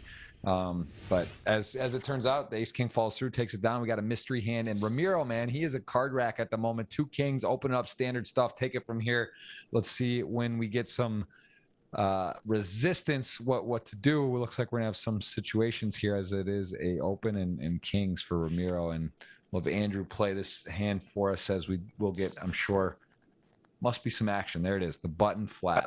I like it. I like it. I got to play tens earlier. Now I'm playing kings. Usually I have to have like all these bad hands that I'm playing, but when I come on to your show, I just get to play like just premiums only. This is great. I love it. Well, a monotone board, Jack 8-4, hard to flop a flush, but king's a little wary, multi-way, does slow down. So starts with a check. Are you on board there? I mean, check makes a lot of sense. I think check or small bet are the only two options. Without the spade, seems like playing defensive feels pretty natural.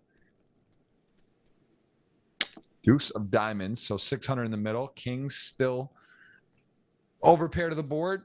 What do you like the check the side situation? I mean, I don't really see getting away from it, at least now. It just, I guess, depends on the sizing, but does check back. All right, so now River, what do you got here? What's your play? Yeah, see, these spots are always tricky to find bluffs for Ramiro. Obviously, there will be bluffs. There are less. I think we kind of arrived to the river here with a lot of medium strength stuff. So when we start to go for like a polarizing sizing, it gets a little bit curious. From Duco's standpoint, I mean, we could probably start to make some pretty reasonable folds. I mean, our hand kind of wants to bet big. Our range doesn't have a lot of hands that want to bet big, so I think the sizing's good. I mean, maybe this is our big size here in this line. I mean, we probably have like one, big size for like the nut flush or something, and some hands like that. But I was gonna say, does Duco ever check back on the turn with like the nut flush has played, like just kind of savage? I mean, this is very unconventional, right? This is not a line you see a lot, but now he gets raised, and I mean, this is sort of dicey for Ramiro. Man, what an interesting hand. Gets out of the way. 7-8, wow. 2 pair. And go crazy that he goes for value there too, right? I mean, that's like, there's stuff he's opening 9-10 suited. He's opening flushes. Maybe he wouldn't play the flush that particular way, but interesting value raise there from Duco, man. Pretty crazy hand there. Yeah. you said it earlier, like these guys just click the right button a lot. Like Ramirez playing, seemingly like wide open pre-flop from every position, and then he gets he gets a board that was a pretty clean run out given the line. He's like value betting so often, and then he gets raised and he finds a fold. It's definitely not an easy fold. But also from his perspective, like it's there aren't a lot of bluffs in Duco's range, I don't think. I mean, not a lot of like natural ones. There definitely are some single spade with a pair that I could decide to turn into a bluff and not call the river. Yeah, but it's a tough spot. And Ramiro just kind of doing the right thing a lot. It's a good formula if you want to win a tournament. He didn't think long at all. He got rid of that really quickly. Yeah. And we see the flat from Jack 10 suited, kind of similar to the 9-10 suited earlier with the chip leader and the big blind. I think this hand is definitely a little bit stronger than the 9-10 suited, but also I don't know. I just wouldn't imagine we would want to play too many flats here, but I don't think it could be bad to flat this hand here. I wonder if we would. Probably not at this juncture of the tournament, but we definitely, for chips, would get some leads on a board like this, just because we would flat a lot of these like deuces, fives, and sixes, and they're going to have a lot of like auto folds to those kind of hands. But it's been interesting. Fabrice has led with some like value. He's been played a leading game, and yeah, I think with this particular board, definitely could be one to do that. He does make top pair now and check, as Mario is not in love with this board at all against the flatting range. Yeah, and I wonder if he knows that Fabrice flatted the 10-9 suited from the small blind last time, because he saw the stream or whatever. Yeah. But also he just checks back, so he just checks the turn so quickly too. Yeah, I don't know. I just feel like there's some timing there to read into. Now on the river, it's just, pick your size and get hopefully called. I would imagine we're going to go for a pretty big bet here, just given that I'm trying to think, one of the worst value hands we're going to have here is a hand like, Queen Jack or something, which is a pretty high threshold. So we probably would want to bet pretty big.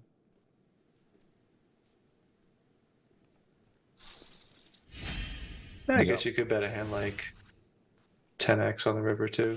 Yep, does get bet and call, as we see another mystery hand, this time Fausto in the big blind with king queen off. And it's going to be Ramiro, isn't it? He's going to. Oh, okay. I thought Ramiro's going to be. We had to play. I don't want to play against Ramiro. He's tough. He's got 4.3 million right now after the Kings did get ousted by the 7-8 suited. Duco now narrowing that gap, as we will see a tango here. 2 Austrian flags. Actually lost. Bunch of Austrians, right, have gone. 3. We had 5. Now there's only 2, and there's only 3 players knocked out. So far, not the dream day for that current flag, as king queen off, top pair, second nut kicker. Tell me what you got here, Andrew.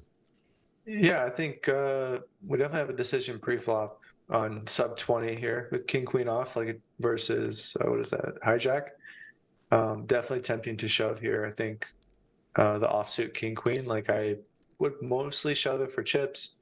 I think with this chip distribution, us being the shorter, well, there's one guy shorter on the button, but yeah, I think shoving pre is probably mostly what I would do. On the flop, I think our hand on this dynamic board, we would want to just check raise and go with it. We don't have a club in our hand, no 10s or jacks in our hand. Yeah, I mean, obviously calling is very reasonable as well. I think we don't really want to lead this turn, I wouldn't imagine. But yeah, 470 in the middle, and now a whole variety of hands that weren't winning are, although again, still a very strong hand, hard to make a pair and hold them, let alone a flush or better. And Mario now is going to decide what he wants to do, if he's going to put the pressure on here. Checks back. So if you're Fausto, you like that. Now what? Yeah, I think makes sense to go for For value, I think I kind of like going for a smaller size here. I think with the presence of the flush, there's definitely some reasonably strong hands that Mario would check back. I always like, you got to look at like how many hands do we have that miss here, and I don't think there's a ton other than a hand like 8-7 or maybe a hand like 10-8, 10-7. Which I think all those hands probably peel the flop for that size. Maybe a hand even like 5-7 is a straight now. So yeah, I'm just trying to work through, or just like how many misses do we arrive to the river here with, and I don't think there's a ton, so I don't think we need to go very big. But I don't want to get raised. Don't raise us, dude. Come on, man. Don't make it hard. Come on, Mario. Mario, let's see. He's got moves too. There you go. Man, these guys are, this is getting tougher. This is getting tougher than today. I'll say this. There's been some very unconventional spots like this. This is the line where you just, you're getting put in tough spots. What are you doing now? I mean, you got to kind of hate it. I mean, Mario is definitely the guy that will turn something into a bluff here. He's also going to have it a decent amount. He's approaching the spot well, I'm sure, where he's going to be balanced. I would think that his threshold here to raise for value would be versus this size, I would say something like a flush. I think you just have to be so careful in these spots at a final table. You don't really want to go like super thin for value with like ace queen or kings or something. It's tough here for Fausto. Again, I played with Mario, and he had it. Good fold.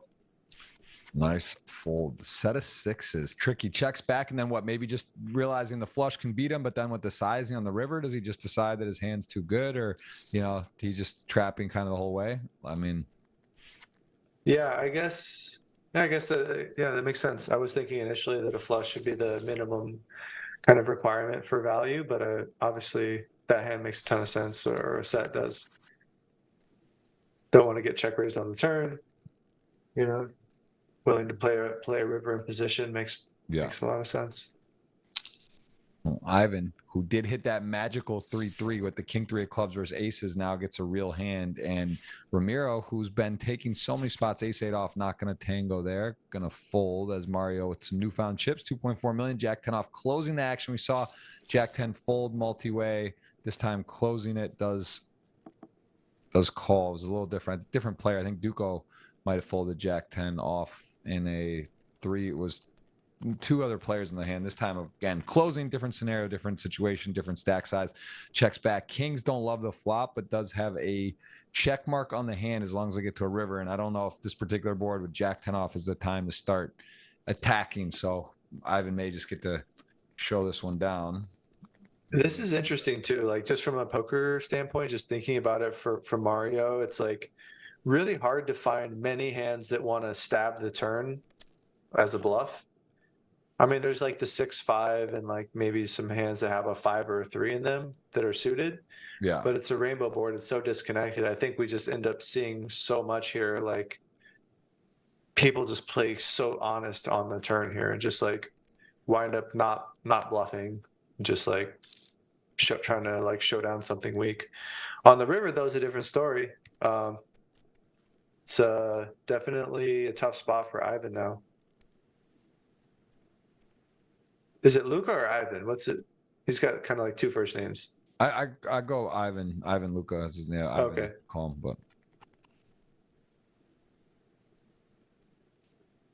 Oh yeah, this is tough. I mean, I guess you have like a ace 3, ace 5, ace 6. I think a lot of those hands would be willing to just like take this line if you're Ivan to protect your checking range. Yeah. Wow, nicely played. Nice find there to steal that pot.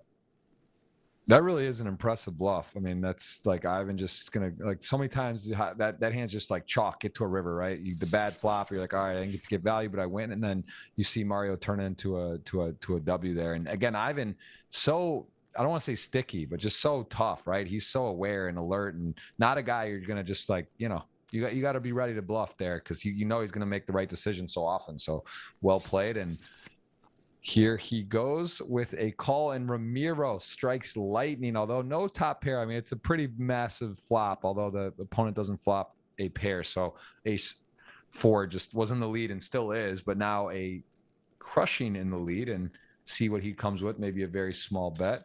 Maybe There's still some turn cards where Ivan can pick up some equity even against a hand this strong. Actually, the ace is removed on a jack, so that's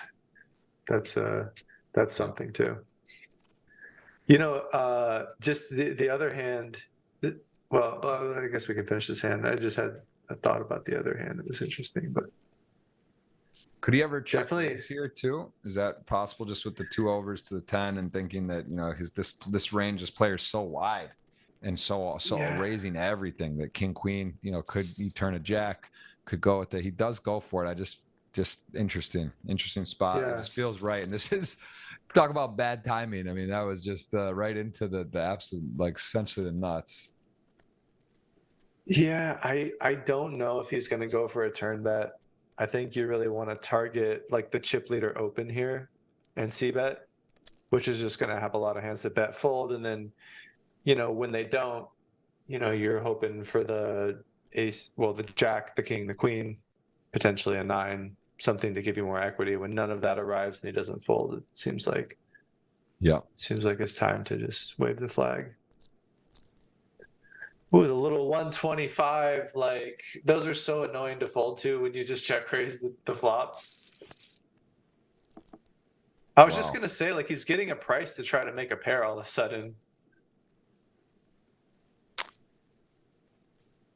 1.1 in the middle, less than Ivan's stack, so stack to pot ratio. And we've seen Ramiro go aggressive in these spots. I mean, he does just think, I guess, if he's got a 10, maybe just can't fold. I was actually wondering if he was going to bet 938, 182, just to, when he did the 1 million exactly against Fausto. Yeah. I'm gonna step away for 1 sec myself. I'm curious here. Hopefully, see if Ivan. I mean, he's not really big with king high. I mean, I guess in theory could hero call, but this it just doesn't seem like the time or situation. But I'll leave that on the scene. I'll be right back. And yeah, well, how are we doing on our bet, on our wager? By the way, you got how are you? I have Duco, I believe. You got Mario. No, Ramiro. I took Ramiro, right? First pick. I have Duco. I know you got. I got Mario. You got Duco. Wait, I have Fabrice. Mario. I think you have Mario. I have Mario. Yeah, you have Duco. Yeah. And you have, I believe, Fabrice and maybe Fausto. Fausto, I think so. Yeah. All right. So lines are up. Ramiro's got another good hand. What's new? I'll be right back.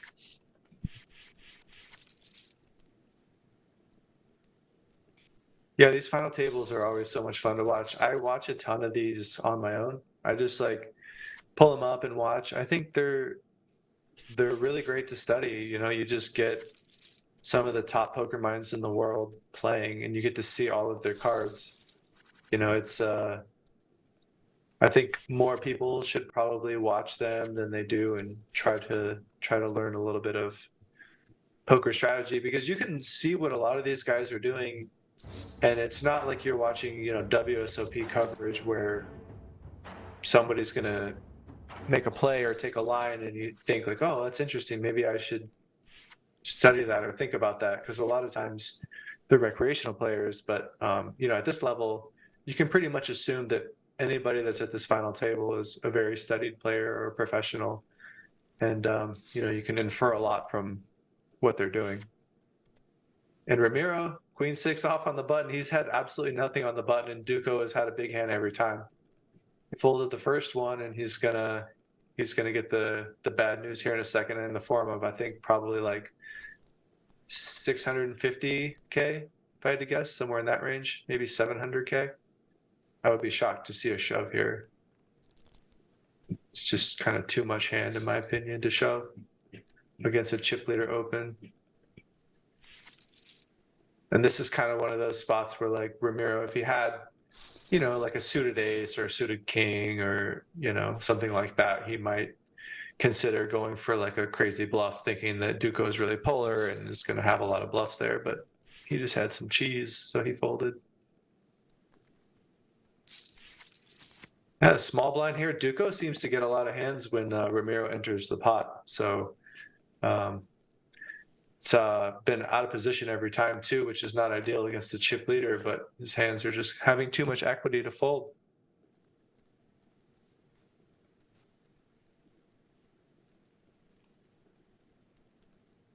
I don't think we're going to see a bet here from Duco. We're just going to kind of check it over to the chip leader and see what develops. I mean, there's not really a lot of hands that we would want to bet on the turn for value, so I think makes a lot of sense to want to play this as a check. It's kind of like a lot of way ahead, way behind stuff. Yeah, this hand is just open from Ramiro and a flat from Duco in the small, and then a check down to the river. I think as played, probably just check again.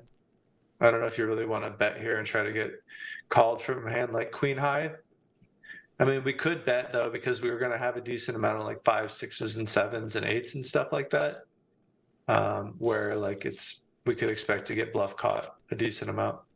But he goes with the, you're way too wide. I'm just going to check down on this board and just click call if you bet the river, which seems to be good. I was just talking to everyone who was there. I don't know. It's kind of different when it's with you, because it's like you and I are talking. I kind of like almost forget that there's people there, but then is just kind of engaging with them while you're away. So I love it. You got the Twitch, a bit of the Twitch format there. Trust me, talking for 12 hours to the screen is kind of wild. But yeah, no, it's great. It's awesome to have such a great audience. Very, very engaging. We've got a lot of familiar faces and then some new ones every time. But we are going to see a all in and a call. And eights has his man in a bad shape here. Eights to ace 8. And if Ramiro can hold here, he's going to be in a, oh my goodness. I mean, Ivan, like the guy's so tough. He's so good. And then he just, like, we see him just kind of spaz in like 2 spots, put it in a terrible shape, gets there both times. And unlucky for Ramiro there, who would have been at 5.5 million in a knockout. But man, we're still 6-handed. And that was, let's see, how big were the blinds there? Was that crazy or no? 70? I mean, not crazy, right? Pretty, I guess, against the chip leader, but he did rip it in and get rewarded. Pretty sick. yeah.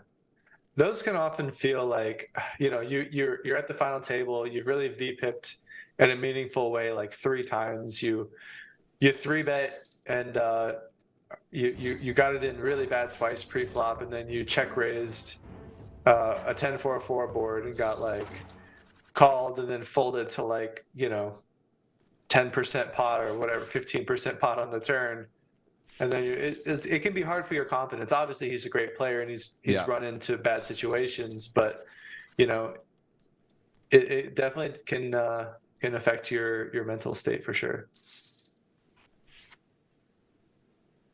Yeah, he's had a bit of a roller coaster ride, and timing has not been his forte today. He's definitely stepped into some of the top of the ranges, and at the same time, good timing. He got lucky and rewarded. He made some pretty big get theirs in spots, as we do see again. Still 6-handed, still a lot to play for. And yeah, have you ever thought about doing Twitch or any of that stuff? Does that appeal to you at all? Have you thought on it? Because it is, I mean, if you think talking for a few minutes to space is something, I'll tell you, it's a different game to do 10 hours plus on a daily basis talking to the computer. But have you thought on that?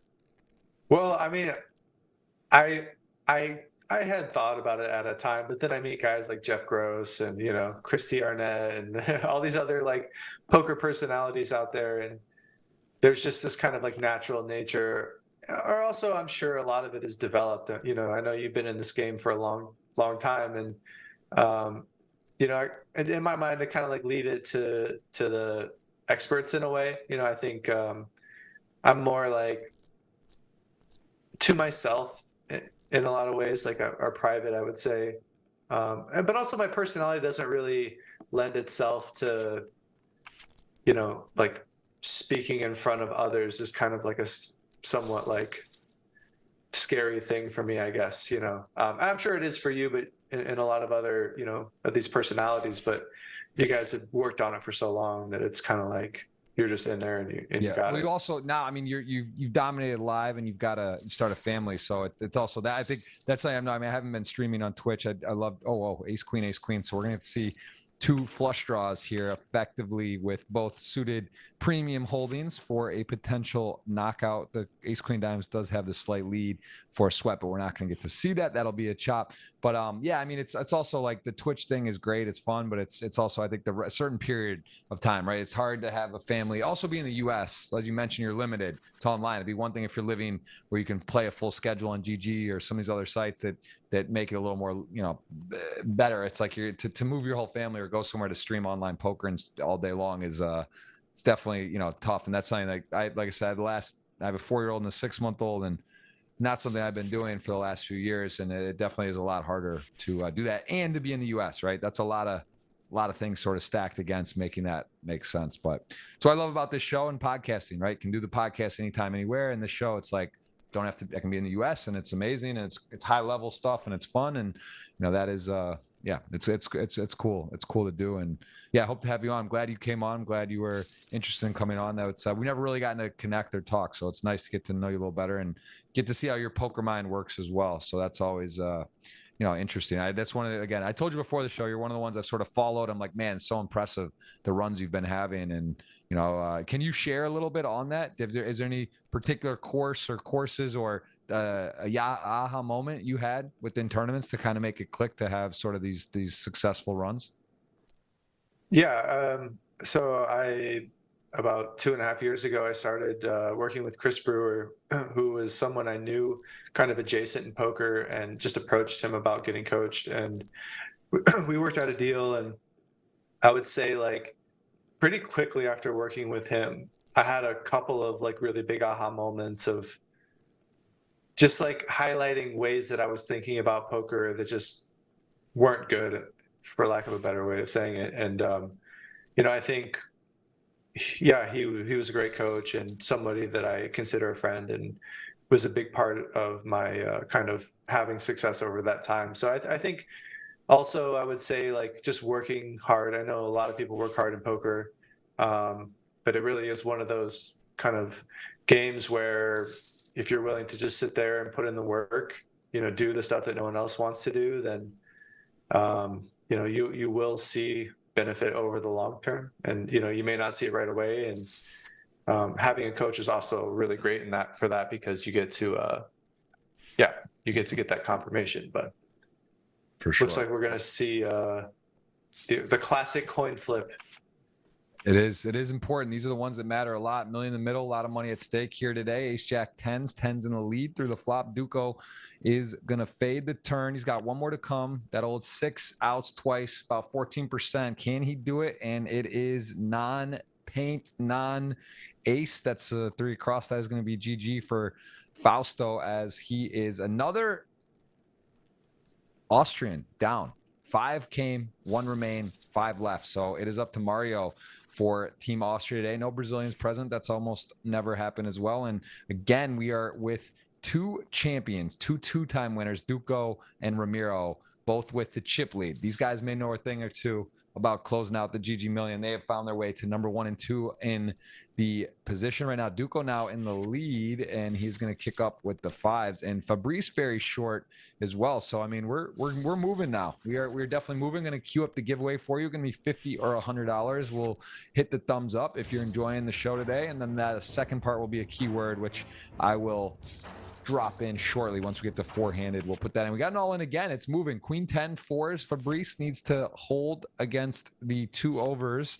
Queen 10 paint for a sweat. No, 4s looking again. Now they got to just fade the 6 outs once. Ramiro is going to pair the queen on the river, though. He just got unlucky with the ace-8 versus 8s. Ivan can't believe it. He's got the emojis going. We are 4-handed, and we have got a very, very, very, very strong 4-handed matchup for you guys in the moment, as we are going to play to a winner, and Ramiro and Duco about even. And let's make sure we get this right, because I can't even keep track of who won in the past. Like, let's get it at least right. I just have Mario. You have everyone else. I'm in bad shape here. So Super Mario versus the world. Okay, yeah. So yeah, we're we're gonna figure this out. I want you got to message Christy, and she'll know, right? She'll remember if we won the dinner. Now I actually can't remember. I'm curious if we're playing double or nothing, or could be maybe just have to make it a fancy dinner if somehow we go one of us win both.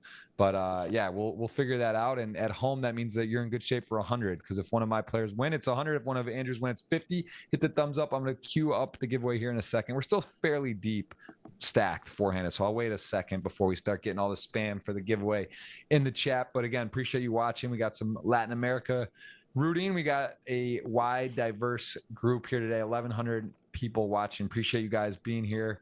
And of course, we do play to a winner, and we will have another show on next Tuesday with another special guest, and I'm sure some very big names. Today does seem a little stronger than normal, like overall. Like there's usually big names, but just like everyone here was like, all right, I recognize them, I know them, they're a really tough player, and we have seen a very special final table today as Duco is going to take it down with ace-8. Tricky board, does have the best hand, does kind of extend his lead. He is at 5 million now. Yeah, that was interesting to see Mario check that down. It's kind of, yeah, it's doesn't feel like he's going to win at showdown too much, but I guess he just realizes he kind of like got a bad board, can't really rep anything on the river there, and just hopes to win sometimes with king high. Yeah, and these guys they've all played really tough. I mean, obviously, like looking at their winnings, it's no surprise, you know, these guys are all top players. And yeah, I mean, at this point, it kind of still feels like it's Ramiro's game, but like Duco, obviously, like he's now the chip leader. He's played quite well, and then you have two other guys that are not too far behind. Any of those guys double up, and they're either the chip leader or, you know, right there in it.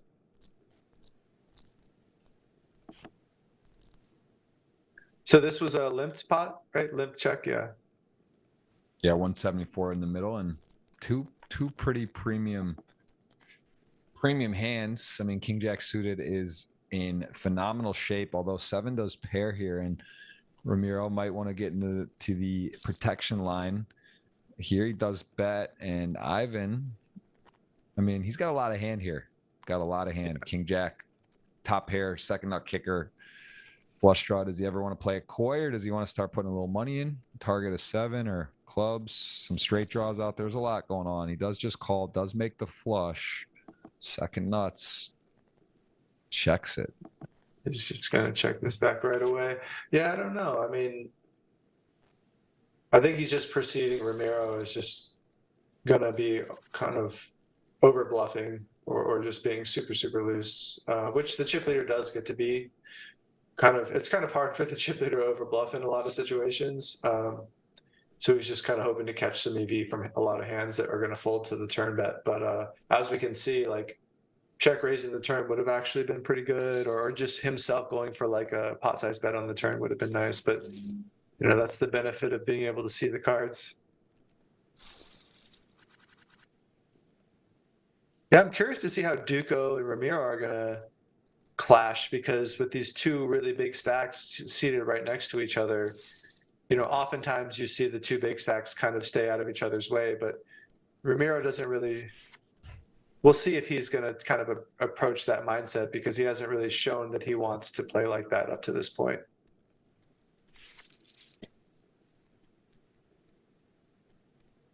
Yeah. What about you, Jeff? Do you have some? Do you have anything? Do you play tournaments still? Are you doing cash games? I just haven't really. So basically, I do this show every week. Do the podcast as well. Not set times, but I've got just under 200. So I've done that the last few years. And then tournament wise, I did go to the World Series, played the main, had a good run this year. I think I got like 220 something in that range, 200 something. But not, you know, I'm not playing consistently tournaments. I'll go to the Bahamas, play this WSOP stuff, working with GG. So, you know, love that. And that'll be cool. I do try to play some still, but more like I play a lot of cash game, 4-card, 5-card PLO. 4 and 5 is like my favorite. I like PLO 8 as well. So I usually play more like private games on that, and play games in Miami, as well as do some app and stuff where I play. But I enjoy playing. I just more cash games than tournaments. The kids, it's harder. It's hard, especially with the newborn. Have this 6-month-old. It's just kind of, You know what I mean? It's hard to like go away and travel and do the tournaments and do some Triton stuff as well. Play a bit of that, do the commentary for a lot of those and some interviews. But yeah, a lot of the kids has changed for me. A lot of the second kid sort of like out the door about tournaments at the moment. You know, I'd like to get back into it, but it's just kind of hard to do that and travel around. So less of that. Yeah.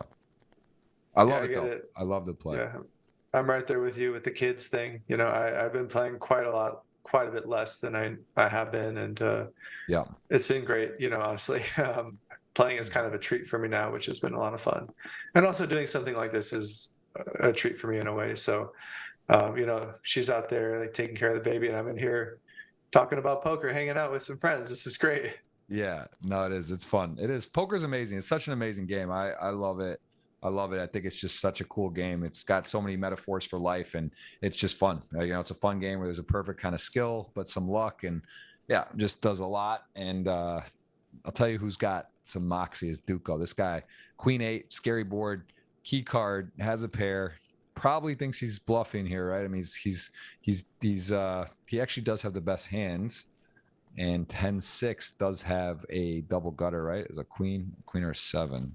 But so 10-6 started bluffing, and then you know the Queen 8 called. Now the Queen 8 is bluffing. It's just funny. Yeah, little reverse of roles here, and Ivan gonna relinquish, gonna give it up. I mean, he is the shortest stack right now, and Mario shows he would have had a pretty good decision of a pretty good board coverage there. He was not in the hand as it turned out, and Duco is got the chip lead now. Ramiro in second. He's gonna come opening, and Queen 5 suited folds there. Is that surprising to you? I mean, he's closing the action. It's a suited queen. Seems like a reasonable defend there. Ramiro folded Queen 5 suited to the open. Yep. Yeah, okay, so that kind of, I guess, answers my question a little bit about, you know, what his mindset's going to be like having Duco have position on him. So he's just showing that he's going to be like super tight, out of position, really maintain his chip stack now that Duco has got a pretty significant margin more than Ramiro. Yeah, I'm just a little bit, that surprises me. And here, wow, Ivan gonna step in and Duco with the chip lead in 10s for this amount. This is a fist pump spot. He is gonna get the good news that he is in the lead. The only bad news is Ivan is 2 for 2 getting there from way behind, and that is something, you know, you got to still put it in. But let's see, can Ivan make it the trifecta? Even though, I mean, this is dangerous. The ace 8 suited versus 10s, good start. Although, man, there is a hard way too, right? The queen would counterfeit him. Can he fade the ace or the queen? And we're gonna be four-handed, and it is a board pair, but not the queen. And we are down to 3. Gonna cue the giveaway. 3 left.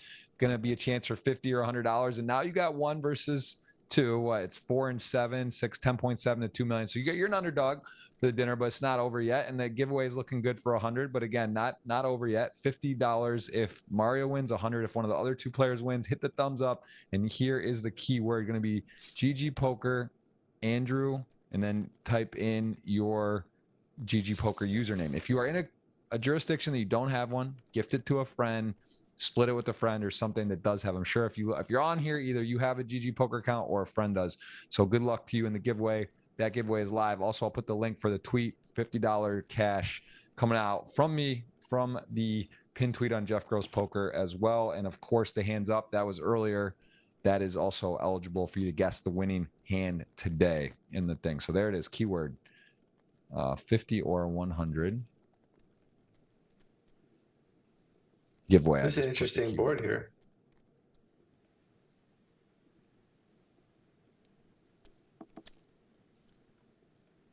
Everybody has, well, Mario's missed, but the 7s are double gutted now, and Jack 9 has the open ender with the overcard to the board. Some action cards that could come on the river here between the 2 big stacks. All right, we got already 70 people in for the giveaway. Let me the link again. You guys can enter. Put it in the chat.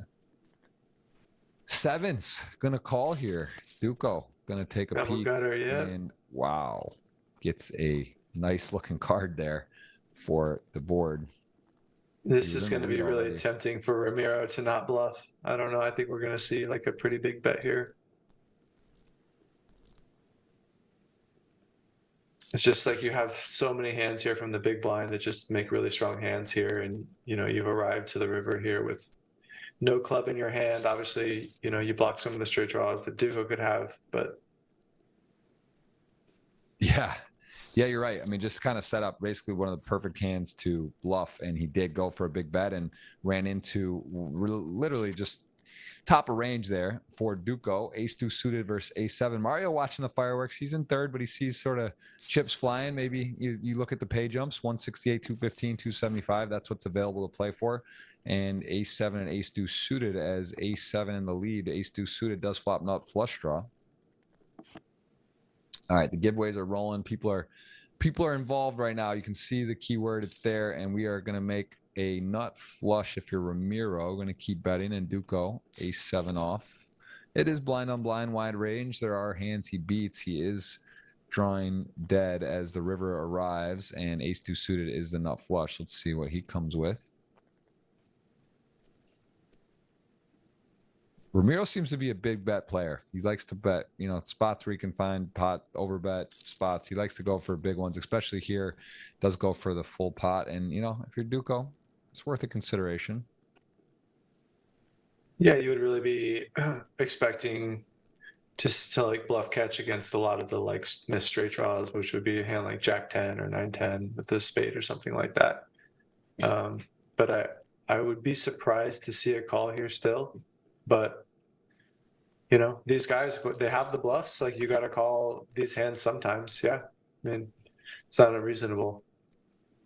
Yeah, I think Ramiro's earned that. He's been pretty saucy, spicy. Get to give him a little bit of a light call as he does pick it up. And 3.3 million. Going to fold the 4-3, 4 high on the button against his player. King 7. Duco is going to come start raising 3x. Picks it up. He is in position right now to get it done. Ramiro led, as we talked about. It's not easy to close out, right? You got the lead for most of the time. Now here you are. You're sort of healthy in second, but still to actually win, so hard to do. And these are something that 2 of the 3 players have done twice, the GGMillion. The only players at the table that have won one, they've won it 2 times, Ramiro and Duco, and they are 1 and 2 right now. Mario trying to get himself onto the Mount Rushmore, the pinnacle of the GGMillion championships here each week, the 10K buy-in. Such a prestigious event. There are satellites each week available as well. Players kind of get in for 100, 500. There's different various ones that you can enter and come in. But again, no easy task. You can see the quality. Very, very, very tough field here most of the time. So, it's fun if you're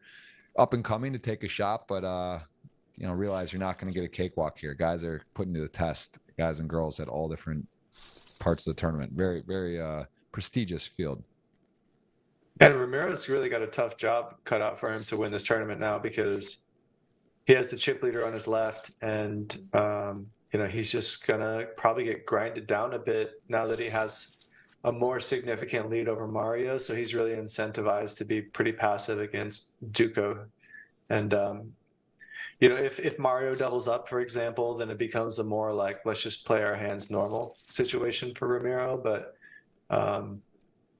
yeah, it'll be interesting to see. And that's one of the things, like with this like ICM final table stuff, like being a really good player sometimes is just like, you just fold a lot and you kind of let people run you over in a lot of spots, and that's what playing good poker looks like. And obviously it's way more fun to be, when Ramiro was like over betting, putting people in tough spots, making them fold. But these guys are top pros, and they, I'm sure they have egos and they want to, assert their dominance or whatever, but they're willing to play whatever role is necessary. And that's something that I can tell you from firsthand experience isn't always easy. Like, I've been in tournaments where I've had big stacks and then I'm short and getting kicked around, and you torch a couple stacks after being a chip leader or having a big stack and getting short, and then you kind of look yourself in the mirror. For guys like us, you kind of like look at your kid and you're like, all right, man, like, I'm sorry, dude. I left for like 2 full days and that's how it ended. I can't go out like that if I'm, leaving my family at home. I at least gotta make it, worth it in a way. Yeah, a little tighter on the bubbles, little more purpose on everything. But I don't know. I mean, obviously, at some degree too, I think that you you know, you just have to do your best. And I think that is important, like to understand that it's not always going to work out, right? It is, you know, I think it's nice that Christy understands poker well, right? She understands how it can go and how it can swing. And was that a Jack 9 high call there? Did he call Jack 9? Yeah, it's a good value bet here by A7 in a check down pot. Yeah. Just kind of recognizing that he's going to have a lot of these like really kind of bottom hands in his range that are like, you know, like hands like 3-4 off, and you know, that sort of hand that's the chip leader that's going to limp in and just keep applying pressure and then check down, and then like, you know, going to bluff a lot of those hands in that line. So then Jack 9, you know, is pretty reasonable call, I think, given how we expect Duco to be playing. Yeah, and we just saw the 8-6 suited jam there. So Mario understanding his, again, risk premium lowest, shoving in the next biggest stack. 8-6 suited, sort of a tough hand to limp or raise and fold. So he just decided to shove and did force a fold from, I believe it was a suited queen or king. But either way, here now, queens versus 5 deuce suited. Does he ever just flat here? Is this one good enough to trap, or is kings the cutoff? Or do you want to try to maybe walk the dog here? Understand that Duco's going to have a literally any two situation a lot. Yeah, it's tough because like you could click the pre, but it's yeah, it's so hard to, with that stack, you know, it's just hard to click pre, which makes it kind of enticing to wanna yeah, to just call. But yeah, I think what you'll find from most people there is exactly that play. But yeah, sometimes you gamble. I think this spot just probably a shove from, yeah, Wow. this is. And Duco, I mean, he's gonna snap it off. Ace Jack, Ace 8 suited, going to a flop. Heart Sweat is alive, and it is a clean turn, 70% plus 72, almost 73%. Can he fade a heart or an 8 on the river? And it is a heart. The Jack of Hearts. What a card. What a card. And I mean, talk about evening things out. That is a swing. We would have been heads up with about 10 million to 3 million. Instead, he's got 6, 3, and 3.8. So a big get there from Mario. We've seen a lot of get theirs today. There have been a lot of behind all ins and get theirs. And that's, again, part of the game. And part of it's never easy. Mario still, he started out as chip leader today too. Mario would have been out in third. Instead, he's in 2 or 3, and king 7 off. Going to go ahead, and Ramiro with a nice suited ace does limp and just call, and now he's been out flopped. That was a dinner. Yeah. That was, you were out. I was thinking that. I was like, this is my last chance. Wow. That was intense. The audience as well. The audience is sweating. They would have had 100 locked up. That giveaway is still live. You got to hit the thumbs up and type in the keyword GGPoker space Andrew space GG, whatever poker username you have or a friend has. You can go ahead and enter that, and then you will be eligible for a $50 or $100 giveaway. And Ramiro now going to come out leading into the 2 pair of our friend Duco, the missionary, top and bottom, king 7 here. This is the missionary. A interesting spot. And hello, Ramiro gets the card of cards. I mean, wow, what a run out. This is going to be a tough spot for Duco. I mean, imagine we're going to see potentially an all-in. Yeah, the 4-liner there. I mean, the Jack X or whatever. It's he's gonna check it and gets a bailout. Oh wow! I mean, this hand just really wants to check now. I mean, yeah, he's. Oof. Wow. Yeah, I wasn't expecting that. I guess he thought maybe he would bet a straight or have. It's hard to find hands that are going to bluff that river that call pot on the turn. Interesting. Yeah. At the same time, if he does make the straight, right, that's like, and he gets the check raise, and it's sort of hard to get off there. I don't know. I mean, he's getting a little greedy, but I get it. This is interesting for 7s now. Like obviously, like playing for chips, I think versus a chip leader kind of 3-bet from the small blind. 7s is a hand that would never fold. Yeah. Okay. Yeah. Look at this. We got a close one here all of a sudden. Wow. Wow. It's, I mean, it would have been 10-3. Wow, that is this is wide open, man. Wide open right now. Literally three-way, really tight. Yeah, Mario's a short stack with over 40 big blinds, so it's yeah, anything can happen here. Blinds are up though. Blinds do go up, so that's going to take down the big blinds a bit. The average in ace three, ace six, we see a two decent hands here, blind on blind, and Mario with the ace six off. I mean, definitely going to have some checkbacks and possibly some raises. I guess at this stack depth, just happy to check it back and have some ace checkbacks for deception, and pot control also doesn't want to get blown off of the ace six, and ace three suited going to start betting. I always like the 100K blind level, just for like ease of conversion, or the 10K or the 1K or whatever. If you can make it to the million chip blind level, those are always preferred. Yeah, interesting leading the ace on this board. Not really sure what we're thinking on the turn here. Goes for the bigger bet. I mean, ace six, I don't see how it can really continue. I mean, it is pretty curious though, like what hands bet that flop and then bet that turn for value. Does get quite polar pretty quick. Yep.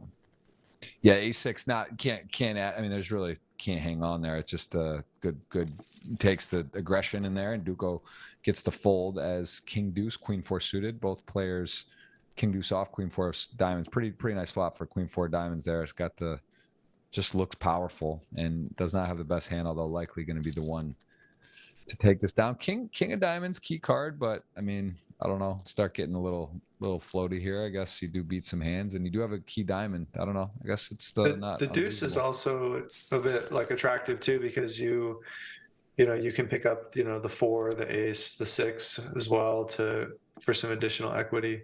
Yeah. Yeah. So queen four suited now nothing new, but does want to potentially be bluffing here. Although, I mean, I guess he's got a pretty sweet hand. Queen four diamonds. He goes for the pot size bet, and that will work. Ramiro definitely seems very versed in sizing. You know what I mean? He just seems to know the right recipe for the situation. He puts the right sizings out, and very tough to play against. Also now the chip lead, tied for chip lead with Duco. Yeah, it's pretty easy to just like look at Ramiro and say like, oh, I think he's played the best today, but I don't know if that's even true. Like he's obviously played quite well. His timing has been quite good, but Mario and Duco both kind of played quite well in their own right to this point. So it's it's cool to see, and I feel like it's kind of one of the battles that we would hope to see three-handed.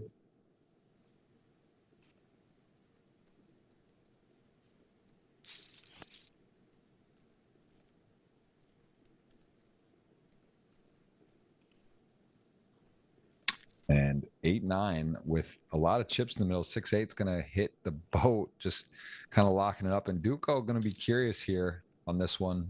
And he's still telling the story. He's going to lead now, kind of blocker lead. I think that is something you do see when the board pairs on the turn. Out of position does seem to lead. That's the play. But Mario got to love what's going on with the full house getting bet into here. You see it with the board pair on the turn, but also you more see it when the big size is used, because the big size removes a lot of the like second pair and bottom pair type hands. If it was like a small bet by Mario in position, implying that he's betting a lot more hands, like the leading goes down on the turn on those board pairs from the bottom cards. But yeah, it's kind of in no man's land now. Like, what do you do? That you have the eight of hearts in your hand, you block some flushes, you block some bluffs, you block some value. You kind of just have to like make a poker decision when he inevitably gets the bad news that he's facing a big bet. Yeah, this is going to be tough. And again, sizing very important here for Mario. What's he want to target? What's he going to bet? This is I think we just fold this one. I think we just fold this one. I mean, we have stronger hands in our range, and we do block some stuff, but I don't know. It just feels like if we're gonna start pulling some folds here, we probably want to start like in terms of our pairs, like our 8x are probably like, we'll have some 6x here. We'll have some potentially some flushes that check the river, and we'll have quite a lot of queen x. So Yeah. Yeah, sizing too just feels so milky. But then we're getting a price, Poker players are a sucker for a deal. Wow. Oh, it turned it into a bluff. Wow. Wow. Duco. Mario, man, the dinner just on its head. The audience as well. 50 dinner, all kinds of swings right now. This is and also, is there anything that plays in? You got the ace jack on the ace 8 suited gets rivered. I mean, such a emotional game. I mean, Duco might be out this hand. Yeah, it's crazy. Yeah, this because Ramiro might just stack him with the ace 6. Yeah, he could rip this. Or if he opened, I thought Duco might shut the ace 6 off. He still gets him to ship it. Jack's bear trap. There it is. Jack's ace 6 1 over. Doesn't have the wheel available. Ace 6 off, and he is gonna need help on the turn non-heart. Needs an ace or an ace only. We're gonna be heads up, and we all of a sudden are in a situation, and it is a queen. It is a knockout, and Duco gets duked there. He is dunked out as a absolute crazy swing of events as we are heads up 215, 275, 60K heads up match. Dinner's on the line, 50 or 100 to the audience on the line. You're going to want to hit the thumbs up. We're going to announce the winner very soon. That's the first step of being eligible. If you're having fun, hit the thing. There's the money fanned out, 60 grand difference from first and second, and you can't be more even than this. It is literally the same stack. I mean, here we go. 4-7. Ramiro just comes out firing. These guys can play, man. They are playing some poker today. What a treat we've had. Again, Jeff Gross alongside Andrew Moreno. You can give him a follow. Ammo for show on the socials, and he knows his stuff. Oh, look at this. Oh my God. I mean, man, do I have to cue the giveaway right now? What's happening? Let me pick someone. Shit, this could be over in 2 seconds. Wait. I mean, they're quite deep, but I don't think Eights wants to get it in pre. I don't think, but I don't know, man. Eights, it's they might have dinner reservations. He does call Jack 7 deuce. This is also a bit of a dice. It's hard to make a pair. I mean, this is looking good for Mario right now, at least for some more chips in the middle.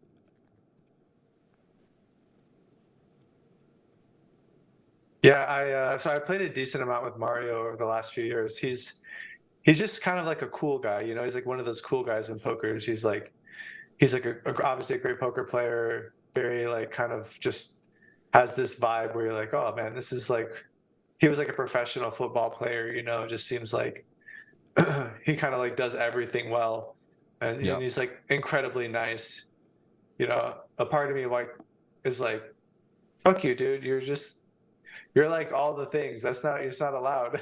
That's funny you say that. He is a super nice guy, and that's all. I think he was like goalkeeper in Austria or somewhere. He played professional soccer, though. I know that. So yeah, he's and definitely knows how to play, and has a good group around him too. He definitely knows what he's doing. So he is. Obviously, I'm just kidding. So I don't want to start any beefs. I'm just saying he's like he's just he's like good at everything, and he's a super nice guy. For sure. Very talented player. And he's got himself in a really nice spot here, heads up with aces to 8s on a Jack 7 deuce 4 board. And he does have the ace of hearts. He just calls. And now let's see if he is going to do anything else besides check. Although, I mean, I think this is going to go check, right? I mean, when Ramiro uses that big size on the turn, he's kind of like hoping to take this check back on the river.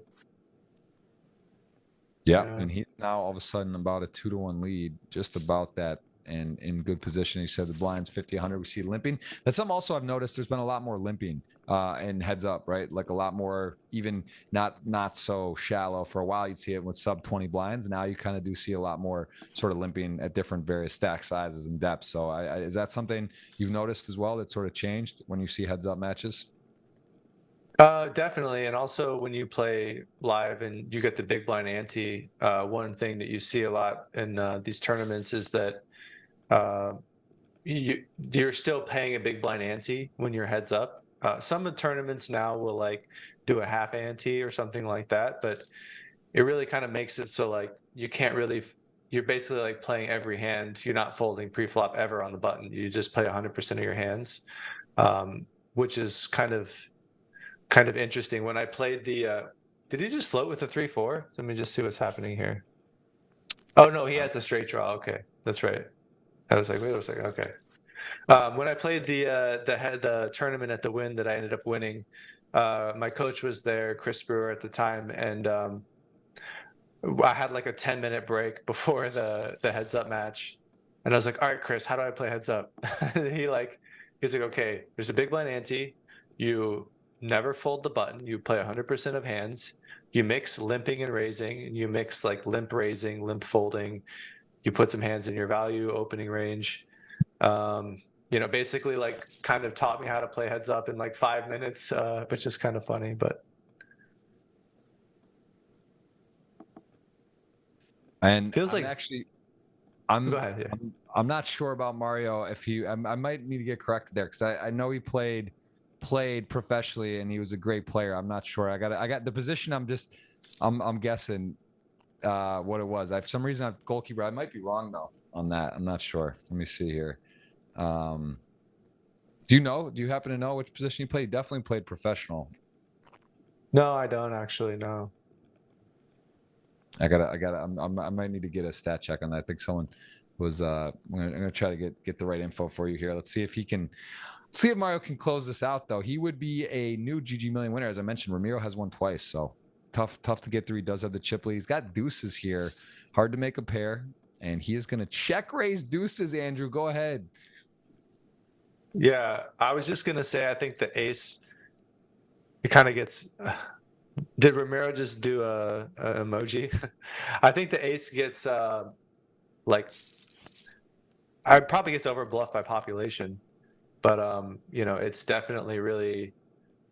Yeah, it's definitely a really interesting turn in river card. A lot of times it really, hands. But I think he's clearly bluffing now with deuces, right? He flatted pre and check called flop check raise turn, right? Is that what happened? Yes. Yeah, I mean there is a lot of draws out there. It's pretty sick. He puts him now 3.4 in the pot, and Ramiro with one of the worst hands he can have, 10 high on the river. And I'm just gonna stat check myself. He played forward. I'm sorry, he was a forward, not a goalkeeper. I don't know why I thought goalkeeper, but yeah, played forward and played on the senior career with SKN St. Polton. And wow. He gives up the 10 high. He's gonna really, I think, regret that when he sees kind of what Mario had. Oof. Yeah, 48 games, 21 goals. So yeah, he could played forward, and also young, born in 96, 27 years old. So yeah, he's burst on the scene a bunch recently, and it is exciting to see. It's nice, like you said, when you can do multiple things and do them well. And he is in a really nice position all of a sudden. And $50, it might be for the audience. I gotta tell you guys, it's looking that way. Things swing so fast, man. That was a crazy swing. Dinners, everything, all going on here. And it's not over though. It's not over, as still some play left. Ramiro does find himself with trips here. Yeah, and that's kind of what I was saying earlier in the day. It's yeah, I mean, sometimes you call queen high and, heads up, especially when you face a turn bet here. The board double pairs, so it's going to be really tempting for Mario to want to call here because Ramiro is not betting with like ace high or king high here. He's kind of saying he has an 8 or a 4, or he's bluffing. But yeah, it's kind of what we were saying earlier. It's just, anything can happen at these final tables. Like, it just feels like someone's going to win a lot of times, and then like, something shifts or someone starts to run hot. And if you're, you play enough of these things, I'm sure you've been doing this for a long time with these shows, Jeff, and you've seen probably a lot of like wild finishes and wild final tables. Do any like kind of stick out to you or come to mind in terms of like being particularly crazy? Many amazing, like crazy run final tables. I think one that sticks out the most was it was one of the bigger ones, and Rast was on his as commentator, and I think both players ran out of the time bank. So if you see these clocks, they were down to like 0 seconds, and it was like for 1.4 to first million. It was Oli Shemian, and I think like Nick. It was some of the bigger names too, like Nicholas Osted and these guys. They had like no time bank, and they were back and forth, and it was just like crazy swinging, and just seeing them with like no shot clock. Either one or both didn't, or one had like none, and the other had very little, and it was just super intense. But I mean, there's been some unbelievable performances, and there's like every week I'm like, wow, this is fun. It's fun to be here, fun to watch. And like I said, the booth magic, I wish you luck. Anything you're playing coming up. I don't know if you'll be at the Bahamas. You won the win for the win tournament. Maybe that's your home court and closer. Are you going to do either of those series coming up in December? Yeah, I think it kind of makes sense for us to do the win this year, but I know that Gigi's making the big push for Bahamas, and it sounds like that's going to be a huge event as well. So I'm curious to see, like, after both events happen, kind of like what the feedback is and how it goes, because yeah, I think a lot of people are curious to see how that plays out. Yeah, it is. It sort of overlaps. I think you can do both, but you'd have to miss a bit of the Bahamas maybe. So I'm not sure. I'm going to do the Bahamas. It's in my backyard, and I'm with GG, and I just I want a bracelet, man. I want to get a bracelet. I've got some close calls, and it just feels right to win it in Bahamas, and got the baby run good. I need to play a couple tournaments, man. I miss it. I do miss playing more tournaments. It is fun. So. Yeah, it's been a lot of fun for me to make the switch to tournament poker. It's been something I've always wanted to do. I've been a cash game player my whole career, and I just decided one day, I mean, I was like, you know what? I've been playing in these public games for so long, and these public cash games, and after a while, it's like there's a lot of politics, and it becomes kind of hard to, maintain getting into like any kind of a reasonable game at a reasonable stake without, kind of playing a certain kind of role as a character. And I was like, let me go over to tournament poker. It seems like a more kind of like free society where I can just show up and just kind of do whatever I want. And yeah, but it's been fun. It's different. It is just it's completely different, but it's it's cool. Do you late reg often, would you find, or you try to get on time, or it depends like what the size of the tournament is, or where it is and what's going on? Traditionally, I've been a show up right away, first thing in the morning kind of guy. But now that I have a child, I'm definitely more open to showing up later and late regging. So I wonder, must just be some sort of internet issue. There he goes. Okay. And I think that's great. Like back in the day when I first started playing poker, I had no idea that it was. I was like, oh, the guy's sitting out. I would just like try to steal his blinds. I was playing like $5 heads up sit and goes or something, and yeah, see, like it's just so great. He's like, thank you for obviously kind of doing the right thing, and it seems like everyone does that these days. I think recently somebody didn't in a heads up match and blinded someone out, and I saw on Twitter there was some drama about it. But there's a lot of good people in poker that they're willing to just like sit there and wait and kind of quote unquote do the right thing. Yeah, it's that is, yeah. I mean, it's cool. It's good to see in poker. There's so much sportsmanship so often, so much. Like again, you see the best and the worst of stuff. But I'd say that in poker in general, it's a very a lot of people have a lot of integrity and do the right things, and then you kind of unfortunately highlight things that stand out right as bad. But I think that's true in anything where there's money or stuff that can be done. There is always going to be some bad stuff and people doing things that are not right. But at the end of the day, I think poker's pretty good overall. People do the right things and are good people for the most part.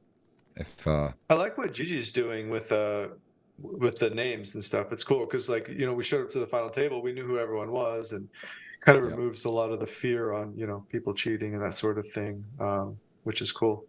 This 10 is looking pretty nice for me right now on my dinner bet, but we'll see.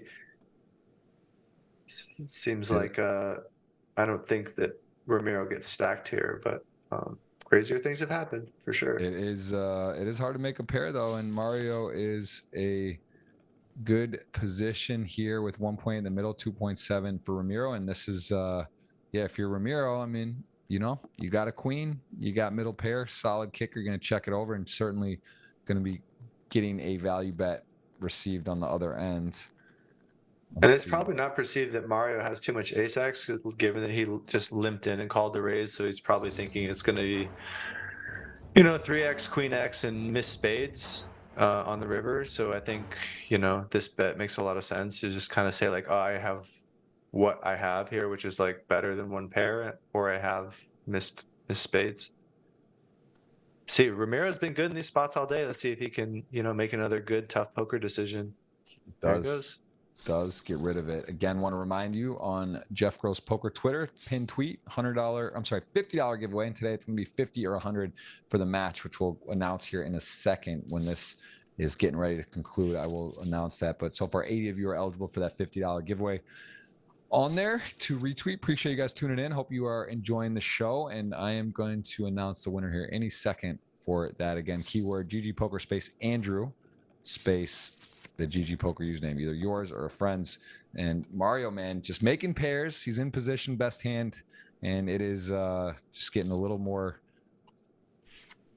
difficult now, Ramiro, as the chips slide one direction as the money is fanned out there. You can see again, 60K heads up match, 275, 215.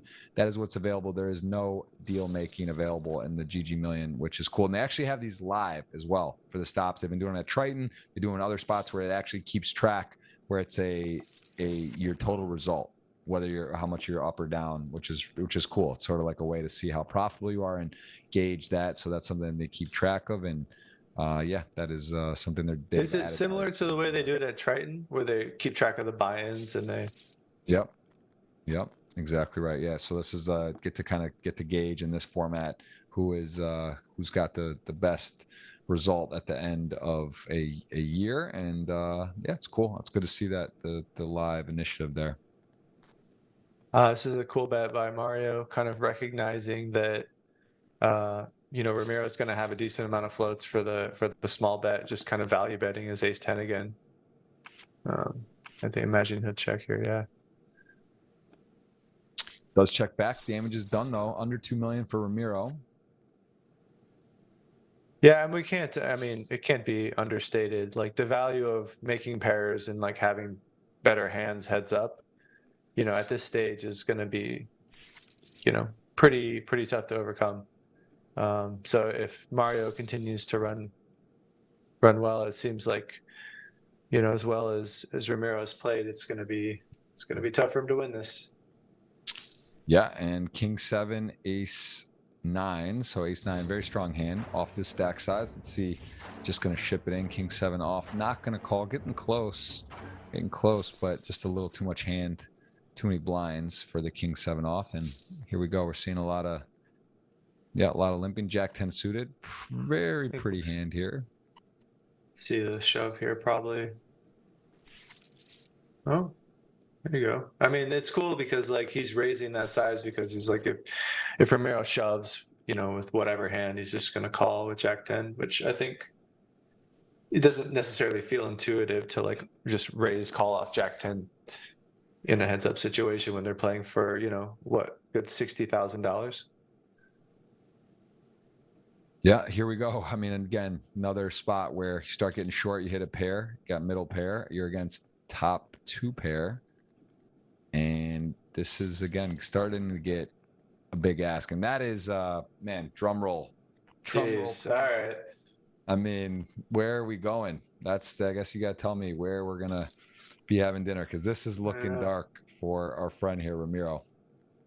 If Ramiro doesn't get stacked here, then I don't know. Something crazy. I can't imagine that the money doesn't go in. So last chance for the giveaways, guys. I mean, this is too much. This is asking a lot. This is literally like, come on, man. It's tough to watch it like this. Like, there's no all in, there's no sweat. It's just like, man, Ramiro's it's gonna be all in a shock.